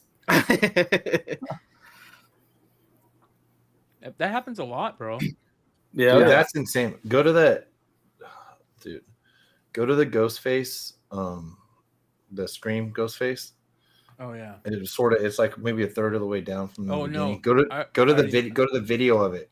Go to the video. Don't skip it. Yeah, go to the video. That's why I just sent it to my people, Katie and Griff right here. Look at this. He started with a skeleton. Yeah, this is amazing, dude. Look at this shit. You That's fucking awesome. kidding me, dude? Yeah. I've never seen anything like that. He went skeleton to X-ray. And I don't think he's drawing on the skeleton. He's drawing over it, right? Or drawing, I mean, he's drawing over it. Dude, you imagine having those framed next to each other? Oh shoot. Or something similar? That's what I'm telling you, dude. This piece is amazing. So he was in such a hurry to draw this that he didn't have an extra brand new piece of paper. Oh yeah, check out the back. Hold on. Team leader on the back. Yep. Damn. Show it again. There's the this front. piece. And I got that, and I was like, what's this all about? Dude, you gotta put it in glass and hang it from your ceiling. So just He told Jonathan, he goes, he's like, yeah, I didn't have another piece of paper handy. I hope you like Fortnite. 2-in-1 Yeah, piece, right? we were like, that's badass, man. I love it. It was funny. Yeah. Wow, yeah. I love that he shows the whole process. Yeah. It's very cool. That's awesome. And that I'm not here to, and I see that it gets enhanced and all that, but like I just there's something about taking a pencil. Mm-hmm. Yeah. Something starting with a pencil that's just badass. Well, that's pretty cool too. Like when you put a different filter over your eyes, like 3D glasses or whatever. Yeah, there's a guy that does this on buildings. He does that same type of thing, but like over whole buildings. It's such a great dude. This guy's amazing. Yeah, what's kind of cool and at the same time not that cool is I was talking to him about doing remarks on comics, and he's like, and he's really busy all the time. And he's like, I said what like most artists look, what they do for a remark and how much like the better ones ask for a remark. And he's like, no, I'm cool. Like, I'm not going to do any remarks. He's like, I want to do amazing remarks, and it just the time and stuff doesn't make sense. So his remarks are going to be rare. Yeah, he doesn't seem like a diddler. No, yeah. Seems like unless you want like one of those like perfectionist. Yeah, unless you want one of those prelim sketches that he just like tosses out or whatever. Dude, look at this. I think he should draw the new Tool album cover. Yeah, bro. I was gonna ask, like, will he do album artwork covers? That's amazing. I'm sure he would. If you reached out to him, I'm sure he would. Yeah. I'm gonna be like, Hive Comics sent me over to you to do an album cover, to inquire for an album artwork cover. Wow, that's beautiful. Yeah, here's his X-ray stuff. Yeah, this guy's great, man. Congrats, nice find. Totally, just okay. And I'll definitely. So this is his very first cover, huh? Yep. Well, I think we need to add him to the list. All right. So is this his very first comics art too? Yeah.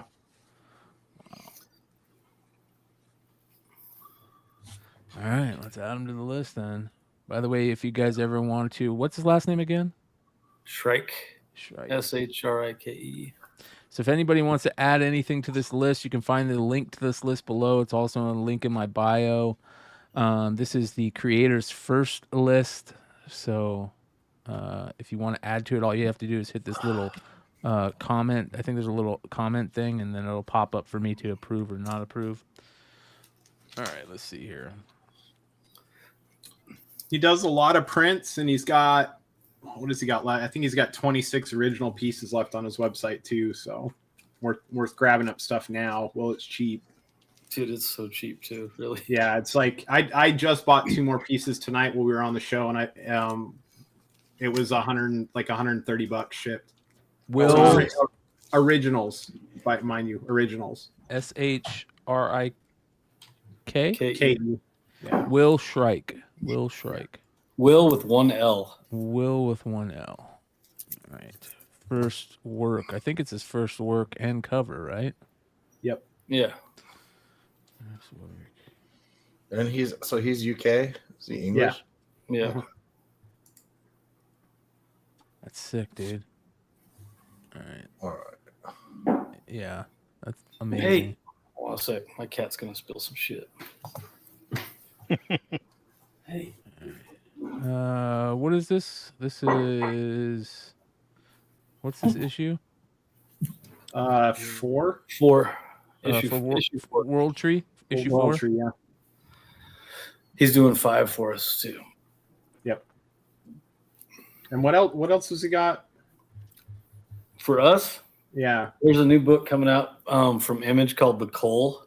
Yeah, The Coal. That's right. I think you can check out like previews of the interior art and the story is really good. So good. Yeah, number 5 or number 4? Sorry, amazing. 5 or 4? Number 4. That one's number 4, yeah.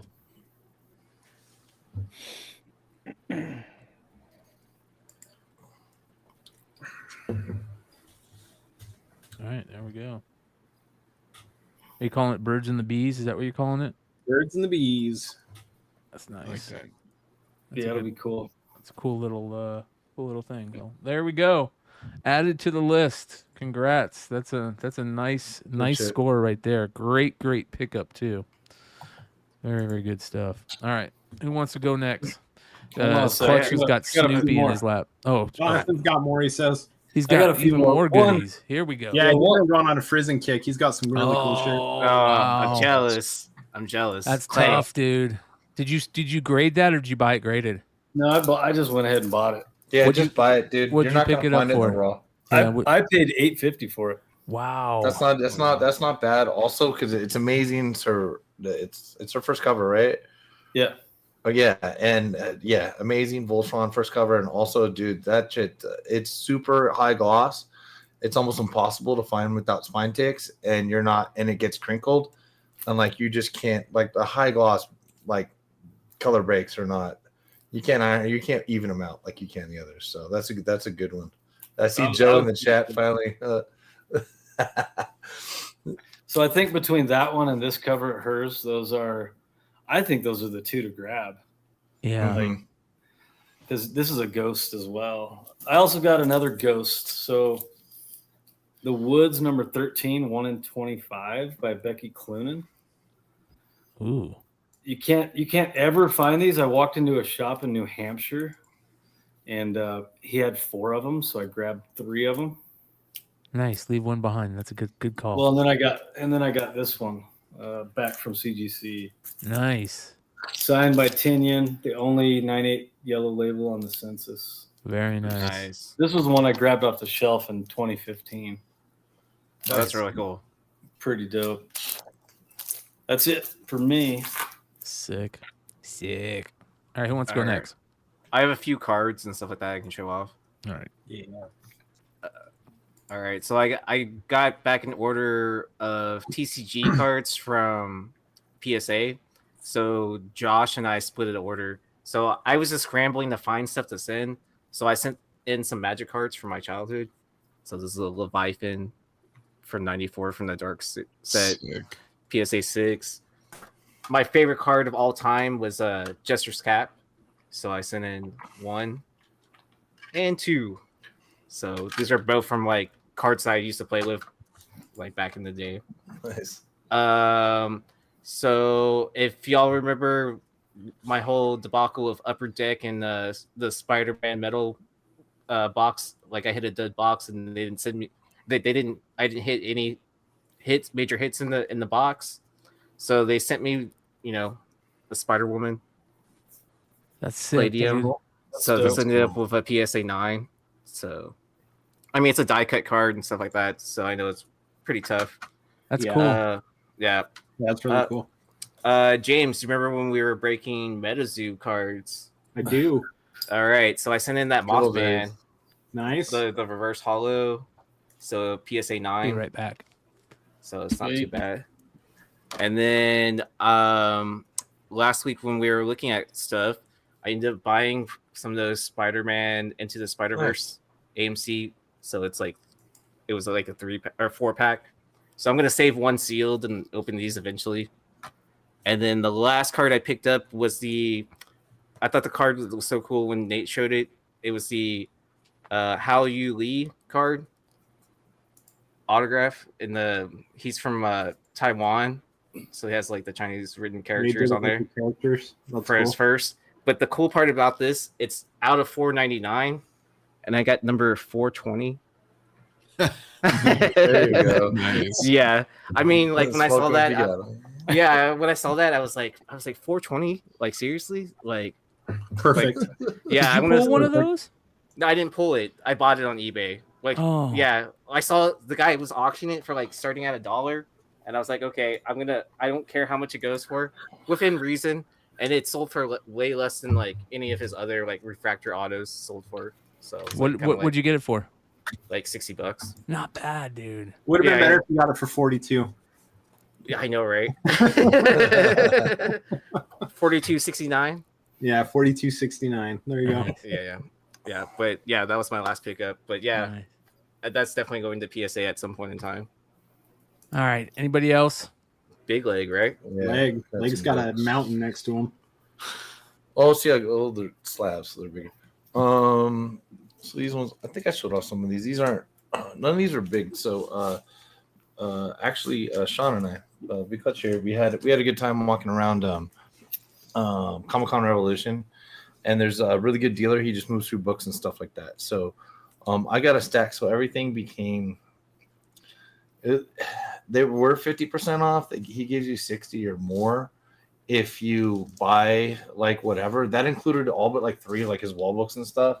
So most of these are from them. Not bad. This is one of my favorite covers of all time.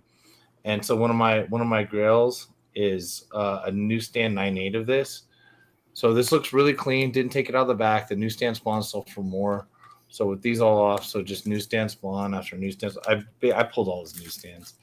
You know what I mean? So for Starjammers, any high grade X-Men 100s, I buy them. I know what I can. I know what I can fix. Same with the Spirits of Vengeance stuff. You know what I mean? So this, I mean, how are you gonna leave this behind for I don't know, 60%? What's that? $20? You know what I mean? How are you gonna leave Deadpool 1 for $20? Those are easy pickups. Yeah. Oh yeah. These are simple. It's, I mean, literally great. I found this in there, and I'm like, okay. And this thing sells, and it has there's 12 and 11 and 12 in the same bag, both newsstand. Wow. Nice. They're impossible. I haven't taken out to see them and grade these. A High Republic 1 variant again. I mean, for $4. Stephanie Hans for $4, dude. Yeah, come on. Same with these the AHs. You know what I mean? Pick up the ones that are same with that, and same if you're gonna have this book hasn't completely ever got its due, but keeps going up. So the Gambit Gold. So again, with 60% off on that, he's got it at Near Mint Plus. Wow. And I agree with the grade. It's getting graded regardless, even at 9.4. You're gonna make money at whatever 60%. So you know what I mean. So at $80, you're gonna do well on a Near Mint Gambit Gold. These were just off a guy. Seemed like the guy grabbed them. And this guy also had the 50% off. I love the Marvel Fanfare cover. The book isn't worth shit. I don't care. I keep buying these, and I don't think they're bad. I don't think they're bad buys. They were like overprinted, nobody cared, blah blah blah blah blah blah blah. I don't give a shit. I buy the X-Men ones all the time. I'm gonna eventually have like a graded 9.8 stack that's gonna do really well for $5 purchases constantly. And then this one we talked to the guy about. So this is the first Venom print advertisement that people can find. Whoa. So this is a McDonald's Happy Meal bag. Okay, so it even came with an original French fry. Oh, dude, yeah. So they like McDonald's. He had it at $10. When I find something for $10, to be honest with you, I don't generally. I'm not going to haggle. So you can find them online and shit like that. But so here we've got a Happy Meal Venom bag. What they think is the first Venom advertisement. For me, it's worth a gamble. Yeah. I don't think they'll grade it. But if they do, this is definitely a 9.8. There were no French fries in this thing. This thing's brand new. And I just thought it was cool as shit. Great story to tell.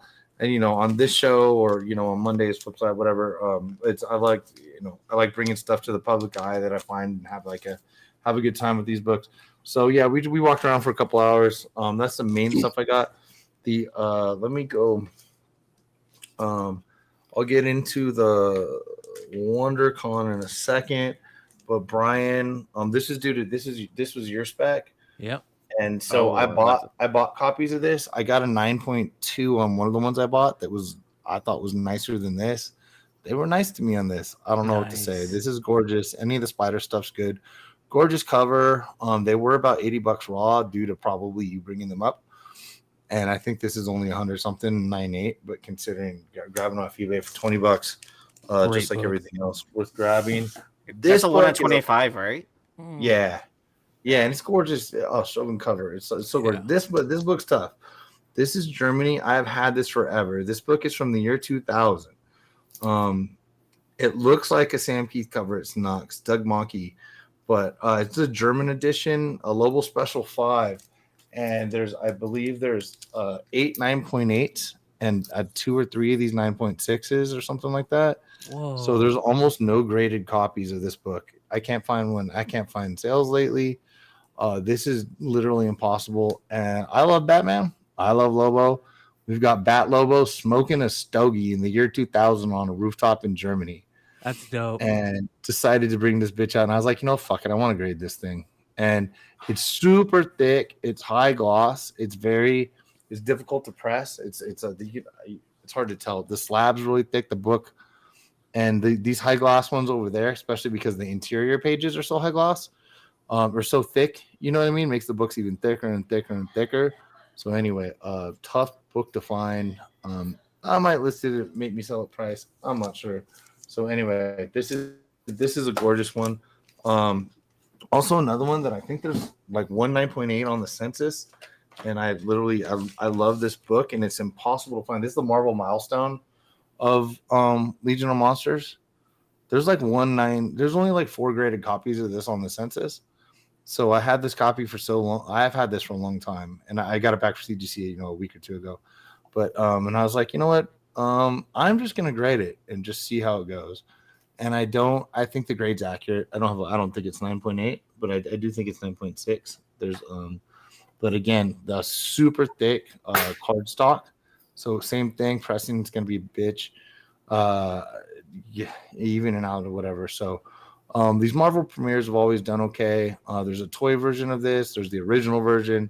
There's a Mark Jewelers 9.6. If you see the Mark Jewelers 9.6 on eBay, yes, I'm the asshole that's me trying to sell it for that much money. So go find another Mark Jewelers 9.6 in the original copy of this book. I don't know, and I don't know why they differentiate. So the rest of everything that I'm going to show real quick, I didn't buy very much at WonderCon. But I only bought books that I was gonna press and grade. Oh wow, dude! So this rest stack is whatever. So let's just say this worked out, and I got some skills. So I can fix this Marvel shit. We got Red in here too, who can fix it as well. So that was it, and everything else is just books that I just picked up off the floor at WonderCon. And really I was only at WonderCon for one day, and then the next day like 2 hours because I was going to San Diego. I'm not going to pull the rest up, but everything else I only bought to grade, and it just worked out. So Spawn 200, we got the Finch 9.8. All these spawns I paid about $100 for when you see which ones they are. Those are both from a different guy. 100 each, so like, or 100 for all of them? Oh, 100 total. Okay. And it worked out. Yeah. So 100 Alex Ross. Wow. It looked better. I'm not going to take them all. I usually put them in the clear bags like by now. So 100 Alex Ross. The end game stuff 187. Wow. Yeah. So some of the more rare spawns. But Press and Grade is a game that I'll generally play. So 188. These are all from the same guy. He's always in the same spot at WonderCon. Excuse me. And sometimes when people grade things, you don't always want to look through their shit.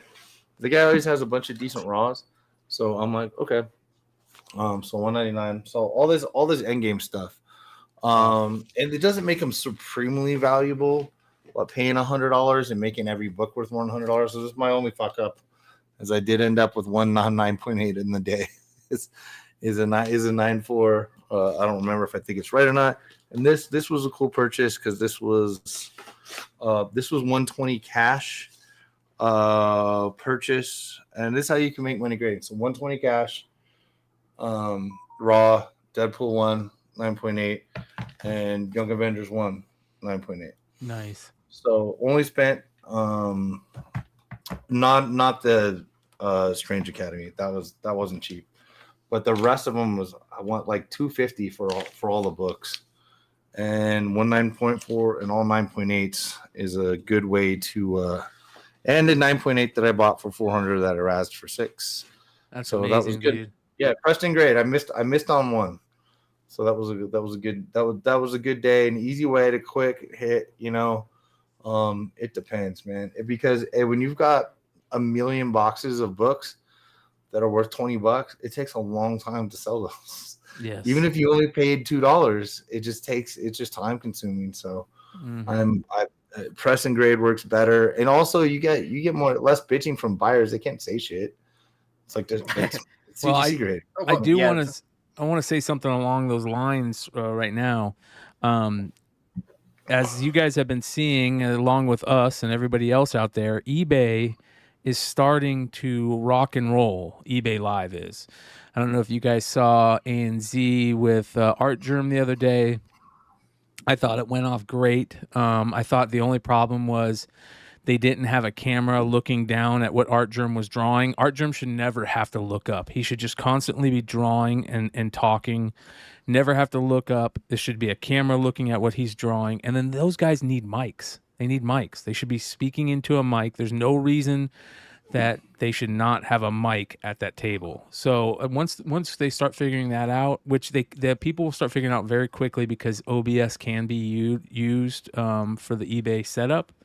So a lot of new faces going to be jumping on eBay Live, and eBay Live is going to be rocking, you guys. I'm telling you right now, we all thought that Whatnot was great. Once eBay gets their little shit figured out, dude, next level. So selling's going to be crazy again. I have a really good feeling about what's going on over at what we're seeing at eBay Live and what we're hearing. I like how there's. Go ahead, Aaron. I was going to say, I like how they're taking their time with it instead of just trying to roll it out and like rush it to get a bunch of people, like to build the community or whatever for that. You know, eBay's already established and all that, the name brand's there. So I feel like that's why they're only taking a handful of sellers for each category until they work out all the different kinks, right? Yeah. And the sellers they have picked up to this point are sellers that do $1 million a year on eBay anyways. Right. They just happen to also be familiar with the live sale side of things, which was great. I had somebody ask me like last week, asked me, Jonathan and I, we were, it was in a group chat, but we asked us what we thought this meant for Whatnot. And I don't think it means the end for Whatnot. I think it just, Whatnot's going to be in a different place than eBay, and eBay is going to be right for some sellers and some buyers, and Whatnot's going to be right for other sellers and other buyers. You know, just like Shortboxed, right? Shortboxed has its niche and where it fits in, and Shortboxed is a great platform and a great app for certain people and what they sell. So they don't always have to be competitive. I think they'll all find their spot. But I mean, there was a lot of very successful eBay sellers that went to Whatnot to do the live sell thing that, of course, those guys are going to jump back to eBay. You know, like you look at S&Z Comics, they've got, I can't remember last time I looked at their eBay stuff, came across one of their things. They have like, 200,000 sold items on eBay or something. I mean, of course, they're going to go back to eBay. Yep. You know, there's going to be people that have just been wildly more successful on eBay than any other platform ever. So can we talk about what are the shipping changes? Are these brand new, or are these the ones that came out a couple weeks ago that people are talking about? And I think they're probably talking about the ones that happened a few weeks ago. No, like a month ago or something. Dude, yeah. I made a verbal, I made a thing about that. When they posted about the shipping changes, and I went in there and I said, you guys are missing the most obvious issue that most sellers actually had with the shipping, which was the fact that like we're not able to, the way it's charged. You can't blanket charge people per item and then have it actually add up no matter how you cut it. You just can't do that. Not without letting sellers have full control of like, here's how much my packaging weighs for up to 3 books. And then beyond that, instead of using a Gemini, I use something else. And I mentioned that and just got flat out ignored. I mean, I even told them, and you know, we know the people within Whatnot. And I called Adam out and was like, hey, you know how to get a hold of me, man. If you want a better explanation of what I'm talking about so that you can like further it on to the team or whatever, like you guys are missing the point. It's a step in the right direction, but it's not the answer. You know, and they're telling you that all of a sudden they're gonna charge you for it not being correct. What they did is better for the buyers. It's not better for the sellers. There is a perfect point that's better for both, and it's the same way that anybody who's ever made a website, you just got to do it the same way it's integrated into a website. Me and Jonathan put in our packages. Our Gemini mailer weighs 4.4 ounces. This book weighs, based on pages, we can tell you about how much it weighs to like 1/10 of an ounce, right? So we know when we put in how much a shipping weight is for a book and we go to ship the label, print the label, sometimes we have to move it by like 0.2 of an ounce, you know? Giving people that ability on Whatnot would be amazing because people that are sellers know how to do that shit. Dude, my Gemini with 2 pads. Yes, I used to.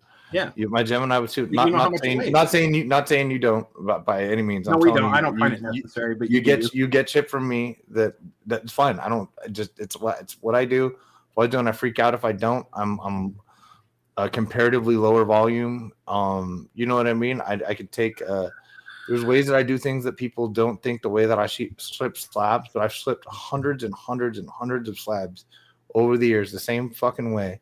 For that, I get slabs under 2 pounds, and with plenty of padding in a certain box that I use, I've 0 times had a problem with it getting damaged. And so, but like, so I go 11 ounce on one. Let's say 11 ounce for the first comic, add 3 ounces for each additional one. Big fucking deal. Can we just get that? Like, is that difficult? And when you get over 16 ounces, it's gonna be you got to go to priority, and that's it. It's that fucking simple, man. And they've got a sweetheart deal with the postal service also. Yeah. Right. They're not getting creamed on this. They're doing okay on this. Yeah. That was the shipping was one of the best things. Everything extra was $1, which is they make money on that. If they didn't change, you know what I mean? If they didn't change, and let's think about it. I know you can't use flat rate, but like 4 comics, so it's $5 plus 4, it's $9. That's it's over 16 ounces. It's going to be between. If we bought the shipping ourselves, it's going to for priority depending on where it's going. I'm in California, so a lot of my shipping costs more because I gotta go across the United States. People in the center have it easier, and so I go like that. We're gonna add. It's going to be $7 to $9. That's about what they play in the first time, man. Yeah, I don't get it. I don't get it. We'll see how it plays out. It'll be interesting. Yeah. All right, I want to run through a market report real quick, and then we'll call it a night. You guys, if any of you guys need to jump, just throw up your deuces. Let me know. We got a short market report here tonight, you guys. Just a few interesting things that I saw. We have a 9.6 Incredible Hulk 181 sold for $18,600. And these are some of the bigger sales this last week in comics. Crime Suspense Stories, at least on eBay. Crime Suspense Stories number 22 and 8.0 with white pages sold for $14,100. And then a Daredevil number 1, very fine CGC 8.0 VF with off-white pages for $8,000. Man, look at that one in the middle. Whew. Dude, look at that CSS, man. That I know. I'm trying to see. I got a link right. That's why I had to put it in the middle, because it was absolutely beautiful. I can't even imagine having that. For $14,000, I would take. I think I would take that 8.0 for that Incredible Hulk. I hate to say it. Oh, 100%. Yeah. Yeah, it's impossible. Yeah. Yeah, it wasn't that, but it was different. A Black Cat Mystery 50 just sold for 32. A 9.0 just sold for 32 grand. Listed on my comic shop, sold in 5 seconds. Wow. Jeez. 32 grand for Black Cat 50, which is a comparable book. Yep. In price generally. And 8.0 to 9.0 in that book is not like I'm preaching to the choir on the show, I know, but that's a fucking that's a jump. Yeah. All right, continuing on. What this Vengeance of Moon Knight number 1 Virgin variant? I don't think people realize what this book is. Do you guys? Anybody on this panel know about this book? Yeah, absolutely. I can't believe somebody would do that raw. I do not. For that, but I don't know the last time one came up. Isn't there like always one on eBay that's graded that's someone has listed for like 10K or something like that? Quite possibly, but that makes sense. I wouldn't. I'd pay $3 for a raw. It's a great cover, but just because it's so rare, like they have a trade and they have a sketch. Well, for those of you guys, also I'm not a millionaire, so I don't know. Yeah, for the people out there that don't know what this is, there are less than 150 or 175 copies, I think, of this that they think are out there. Could be as high as 300, they're saying, but most people that talk about it think around 175. This is the Marvel's MRRC member variant. It was a virgin variant that they were given out only to the Marvel's MRRC members. Now, what does MRRC stand for? I don't remember. Marvel's retailer. Wasn't that like a club or something like that? I don't know. That's what I'm asking. I don't know what MRRC means. Marvel's MRRC members. So I don't remember, dude. We'd have to Google it. Although Matt does say the sale hasn't gone through yet. Oh. So the person just hasn't paid yet. That's probably what it is. So so we'll put an asterisk in it right now. Yeah. Super rare book. And then another trade paperback of Forgive Me Father by the Jeff Decal at $3.55 for. I say Decal, like Method Man, like Decal. I say Decal too, but it's supposed to be like decal. Yeah, Decal. Guess who's got like 4 of those coming our way? You got 4 of these coming your way? Yeah, we're working a trade with a retailer that can't sell indie to save their life, so they want to trade us Marvel backstock exclusives for rare indie books. Yeah, so we're working a deal for I think it's 4. It might be 3. I think it's 3 or 4 trades, and then a bunch of other really badass indie, like 1 in 500 ratio crazy indie books. So, well, let me know. You'll only have 2 now. So. Yeah, well, that's we figured beyond the group that we know because of this show, we probably wouldn't have any. So yeah, those are never hitting the public market. Yeah, they're never going to hit the website. Yeah, probably not, right? Well, so supposedly on this trade paperback, it's supposed to be a lower print count than even the comic. Yeah, is what I've been told. I mean, well, and DeCall does so many conventions now that like getting these signed and taken care of is like. It's easy right now. DeCall's doing a ton of. He'll be at the show this weekend. I mean, dude's traveling like crazy. So Jesse, do you have not any? sign Gun Honeys though? Just so you guys know, we won't sign the Gun Honey. Jesse, do you know if you have any of these available? Because I know Jesse picked up a ton of that AWA. Is this AWA Upshot? Or is this before AWA? No, I think it's before, right? This was Creature Entertainment. Oh, Creature Entertainment. Okay. Yeah, because this was like his second piece of work. His first one was the TS 101. Gotcha. All right, continue. Well, look at that. This is really cool. This illustrated story of Robin Hood. Again, you guys, you know I love promotional books. This is a promotional giveaway from a flower company gave this away. And $769 sold for. We talked first appearance of Men in Tights. Yeah.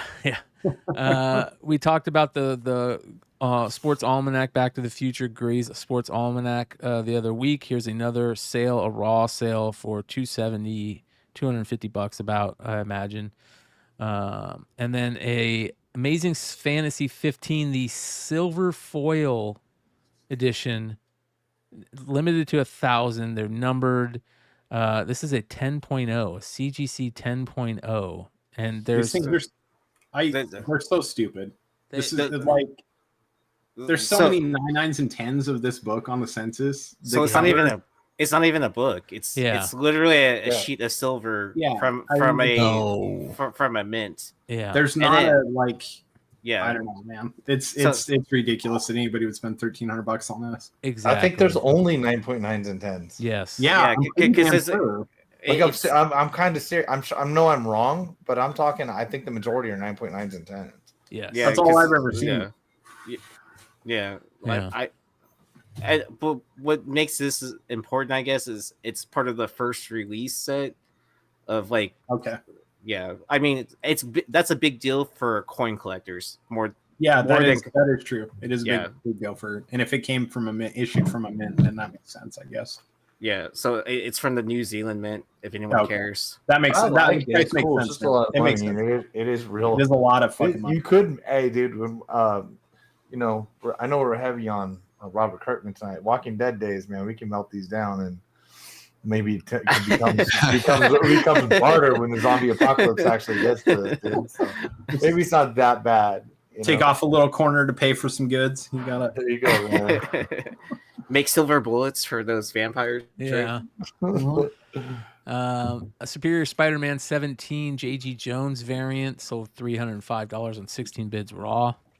Eurofoil's dope though.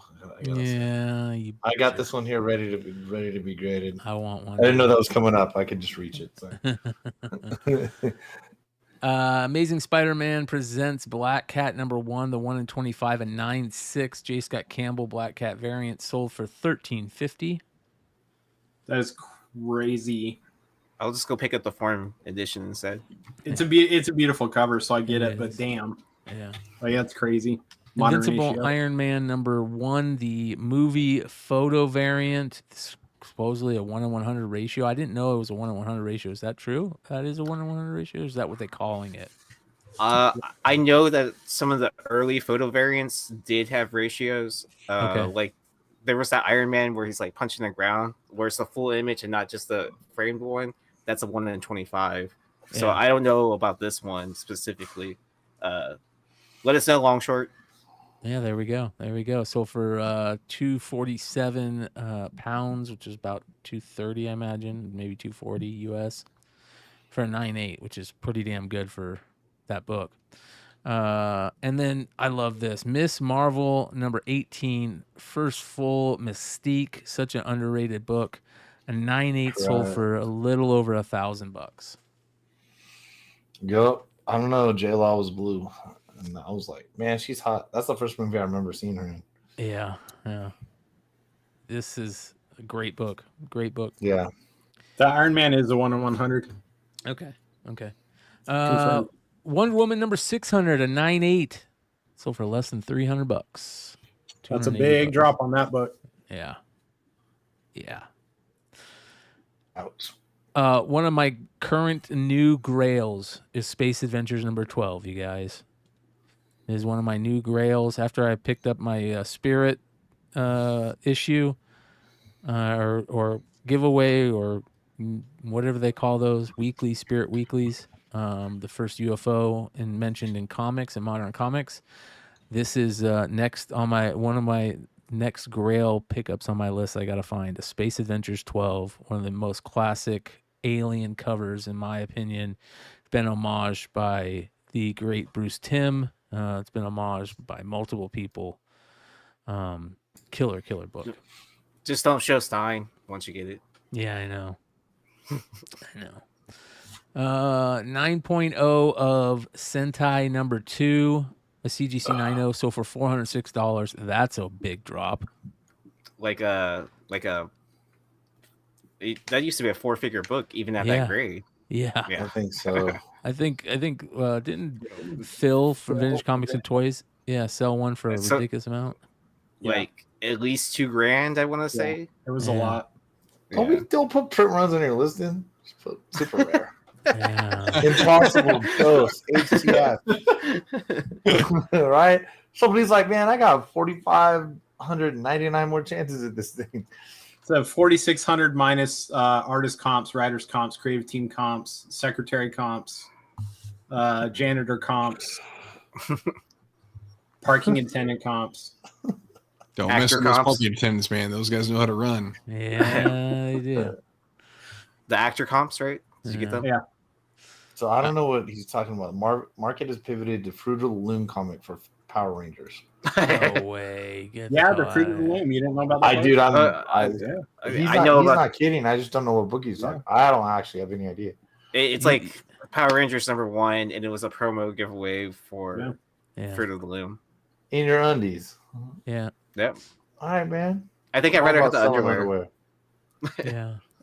Next, Star Wars Underoos? Empire Strikes Back Weekly #127, the UK comic, sold in a 9.2. First true appearance of Boba Fett in comics, sold for less than $250 American in a 9.2.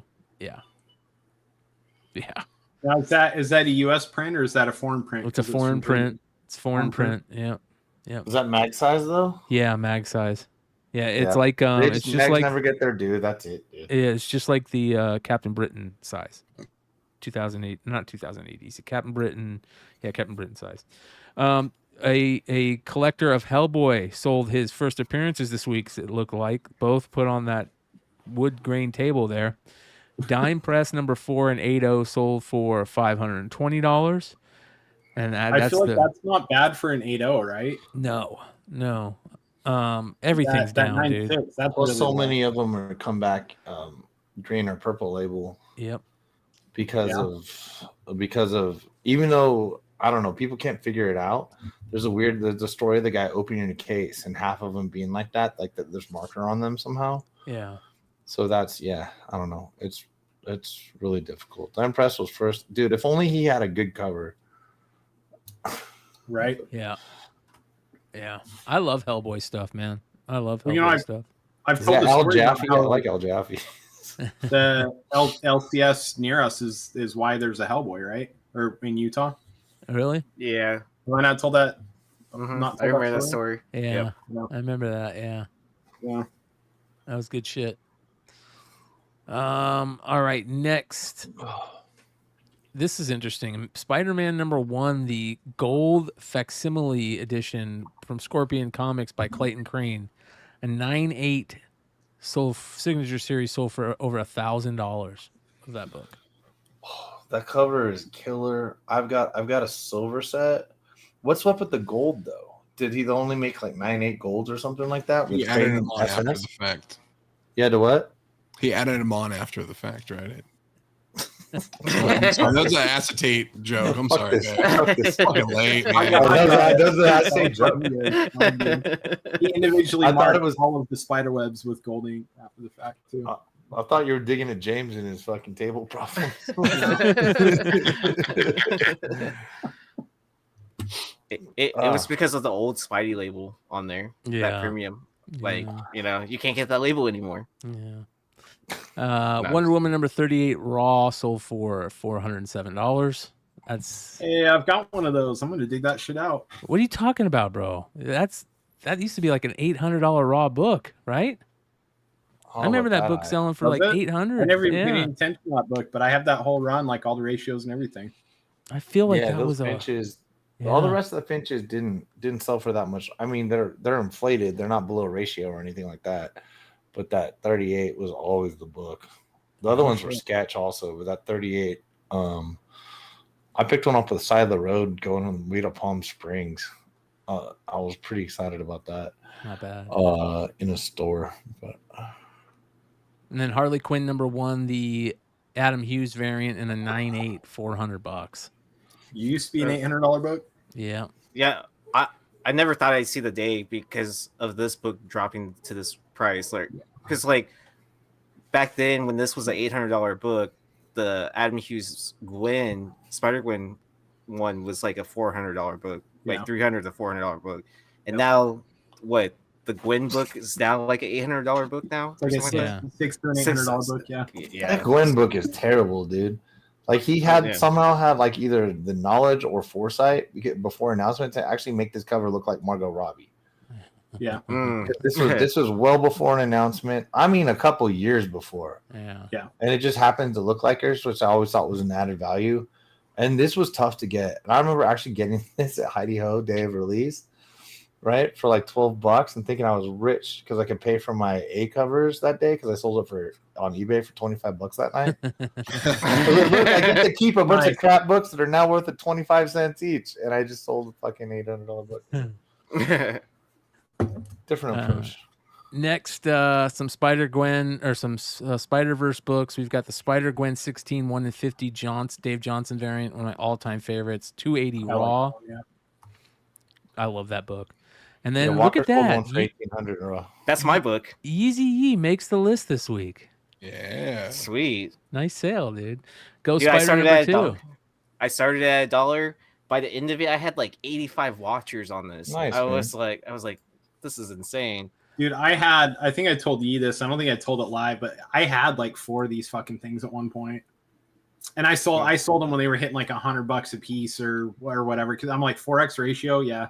Yeah.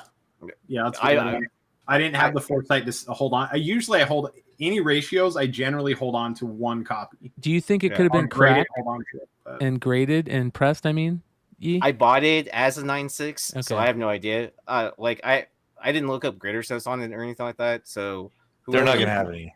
Peach is Yeah. in San Diego in a month, so I would expect to see a lot of Peach stuff getting sold here pretty soon that can be cracked and signed and maybe resubbed. Very Yeah. cool. Yeah. All right. And Moon Knight number 1, 9.8 Sienkiewicz, 1 in 75, 1625 on 21 bids. Yeah. Best Moon Knight ever, except when Werewolf at Night is whooping his ass in his first Yeah. appearance. Yeah. And then we've got the David Aja 1 in 25 Darth Maul, Star Wars Darth Maul, first Cad Bane. And then that sold for under 618 on a 9.8. And then another one of my Grail books in the middle, that Amazing Adventures number 4, the famous Love Robots cover, sold for 413 raw. And then a Getting Some Love, a UK book, because we're seeing more of these magazines get graded now. The Warrior number 1, an 8.0, sold for $480. You got your first Marvel Man, your first V for Vendetta, of course, Alan Moore IPs there, or written stuff, and iconic book, iconic magazine, super tough to find in high grade. And then just a quick couple more. We've got, check this out, Jim Lee original art, 1998 published card game art for 4 characters, sold for $1,500, $1,600 basically on 39 bids. You've got these 4 characters here. I can't read the names very well, but That's from Phalanx. Card game. That's cool. Yeah, Phalanx, Nemesis, and I can't read the other ones. They're just so light, but you're getting beautiful pieces of art for the card game, which is awesome. I would only want it if Torpedo spilt something on it. Yeah. There you go. How about a signed Han Solo and Chewbacca number 4? It's the Ahsoka lightsaber cover, and it's got a great little sketch on it. Look at how Nice good little this remark looks. Yeah, sketch. look how Yeah, good that that's is right gorgeous. there. Oh, Yeah. wow. That's fucking dope. That's a great remark. Those colors are popping. I mean, no titties, but Signed by Ashley perverts. Eckstein and Rosario Dawson, which I is think it was amazing. Comic Man Andy's the first one I made me notice her auto like that. Yeah, That's super cool how she doubles it up to Ashley Ahsoka. yeah, Dude, I Comic agree. Man Andy's a fucking could write a whole book on Star Wars, his Star Wars knowledge. It's pretty insane. Oh yeah, that guy love- he knows the shit. He loves his Ahsoka stuff. And that's Here's his the- wife's cosplay. Look at this, Spider-Man number 1. This isn't the platinum. I don't know what this is. It says Chromium Complete Todd McFarlane Marvel Game 1990. Have you ever seen this? I have to go to see if this guy wrote about it because I don't know what the fuck that is. The Complete Spider-Man 1990. This is 90 pages of action. I've never seen this. I have no idea what it does. He write about it? Like I literally have. It kinda says curious. Rare Venue. What It that is. says Spider-Man 1, the complete Todd McFarlane Marvel Game Edition, 1990, unfolded, no crease, ultra rare. Could use a press. Book looks flawless. Could every book. It's a comic, not a game. Okay. Huh. Yeah. No The back complete- pictures. Is there back pictures? Or no? Yeah, there are. Yeah, right here. Yeah, I don't think I've ever seen this. Yeah. Have you guys seen the Todd poster books? Yes. Those are fucking cool, dude. Yeah. But I've never seen this. So be on the lookout for all you Spider-Man number 1 collectors like me. All right. So do you think it's like embossed or something like that, or? I don't know. It have looks no idea. not even remotely embossed. Yeah. Yeah. Okay. But just me, I'm Sold for maybe you're right. $305. So, all right, some original art. This is all right. Tyler Kirkham is he's been on a tear lately, right? And I know that a lot of us are getting tired of the whole battle damage thing, but I just want to remind you how amazing of an artist Tyler Kirkham is. Yeah, look how, please do Yeah, that. he's amazing. look how good this sketch cover is, man. A great guy. And his commissions list fill up really fast. You have to like basically, if you're trying to get a commission from him and he's at a con, that's your first stop. Dude, this is And that, beautiful. Yeah. Just great stuff. So get a sketch from him. That's sold for $400. It's a 9.4. Bruce Timm, Buffy versus Vampirella, original art. This is an 8x11 sketch, you guys. An 8x11 sketch from Bruce Timm. Sold for $5,500 on 37 bids. wow. Yeah. Dude, if I've got the rights to well, we know which company. I don't know who has Buffy now. I'm literally fucking getting a writer for like a one shot or a 2 or 4 issue miniseries just to put have that on that as a the cover. Yeah. Just to buy the rights to that thing. I agree. I'd love to have that on a comic cover, dude. I'd love to have that, but I probably get in a little under 5,500 on the comic cover. That's the back of it. Isn't Buffy? That's Dark Horse, right? Probably. It was. Yeah. I don't know if I don't know what it was, when she's still printed or whatever. Yeah, because she just had a title relaunch not too long ago, but I forgot who did it. It was either Dark Horse or Boom. I want to say Buffy's Boom. There That's you go. amazing. You get the info there. And then some Humberto Ramos original art. Ramos can also be like hit or miss. He's usually a lot of times with Spider-Man he's a miss. He gets too angular with Spider-Man, but sometimes he's a hit. But look at this Stan Lee sketch he did for this Marvel Comics 1000. This sold for $356. It's 9.8. That's a great That's actually sketch. pretty though. nice. Yeah. In my opinion, like I know what you mean by hit or miss. He's one of those loved or hated guys by comic guys. Yeah. I know so many people just are not into fucking Ramos. Man, that looks good. They gotta help him with this too. Like it looks like it. Yeah. Yep. Man, very good job by both of them. Yeah. Colored by That's good. Delgado. I love it. Yeah. Yeah, that's really good. And then check this out. New Teen Titans number 6 says CGC4 qualified manufacturing error. Marvel 2-in-1 number 74. It's over $310. Manufactured with interior of Marvel 2-in-1 number 74. It's got a DC cover, but a Marvel 2-in-1 interior. Wasn't that a pretty well known manufactured error? I think so, if I'm not mistaken. Chat, let us know. Teen Titans number 6, Marvel 2-in-1. I felt like I've heard this one before too, but it is crazy. I feel like I this haven't happened. heard this before, and I feel like I should have if that happened. Right? That's Yeah. crazy. So make sure you check your New Teen Titans number 6 to see if you have a different interior. Yeah. Yep. Yeah, no I'm kidding. And then finally, speaking of Spider-Man rarities, here you go. Amazing Spider-Man 300 promo. The mini, not for resale. Signed by McFarlane. It's got the great Todd McFarlane little tab. And 9.8 sold for $424. There's the signature there. Old school McFarlane autograph too. Why do I feel like that's low in price? Why is that old school Art McFarlane autograph? How come he signs like the old school way sometimes? It's weird that he does that. His hand hurts, dude. Like the one, to me, he usually starts off with Todd, and then he goes to the T-Mac. Yeah. So yeah, right. He goes Tracy McGrady on us, dude. And I subbed like 20 books to his signing, and they were like all over. It was like no rhyme or reason to the difference in the signals. Yeah, so I'm pretty weird. sure I'm gonna call these from now on. We're calling these the Tracy McGrady variants. Yeah. These are all T-Max, dude. Yeah. So but that's the thing. I've put in my listing before, and gotten like legit money when I get the Todd and still I get the Todd instead of the T. You know, It's crazy, dude. depending on the Nuts. book. If it's rare as shit, who cares? But Yeah. you know, Spidey 300, man, you can spend like $5,000 or $8,000 or something like that. Bro, I want your whole fucking name on that thing. Right? Yeah.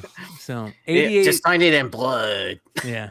88 live to the end, you guys. I want to say thank you for hanging out with us. Please hit that thumbs up. If you're catching this on the rewind, drop some comments below. Let us know what you think.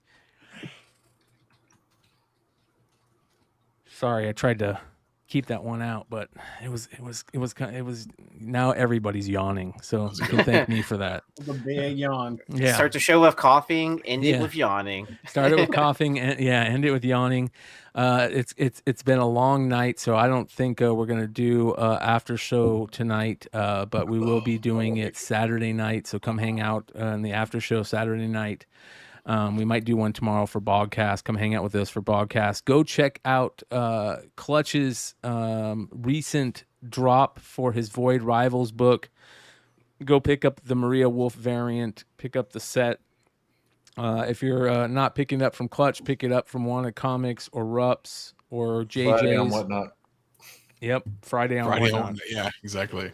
Yeah. And also make sure you guys check out all of our favorite friends and homies in the links below. Go sign up on Richie's page. Let's get him to 1,000 subs. I think he's close. He should be close to 700. If we get him to 700, he'll give something away on Saturday night or Friday night, I believe. So before we leave, though, I do want to end it in a somber note. We found out some rough news today about a friend of the family, a really good dude that we all probably here spent time with in person and on many shows. And we want to say a big heart-filled love and thoughts and prayers out to the Halpern family. Rest in peace.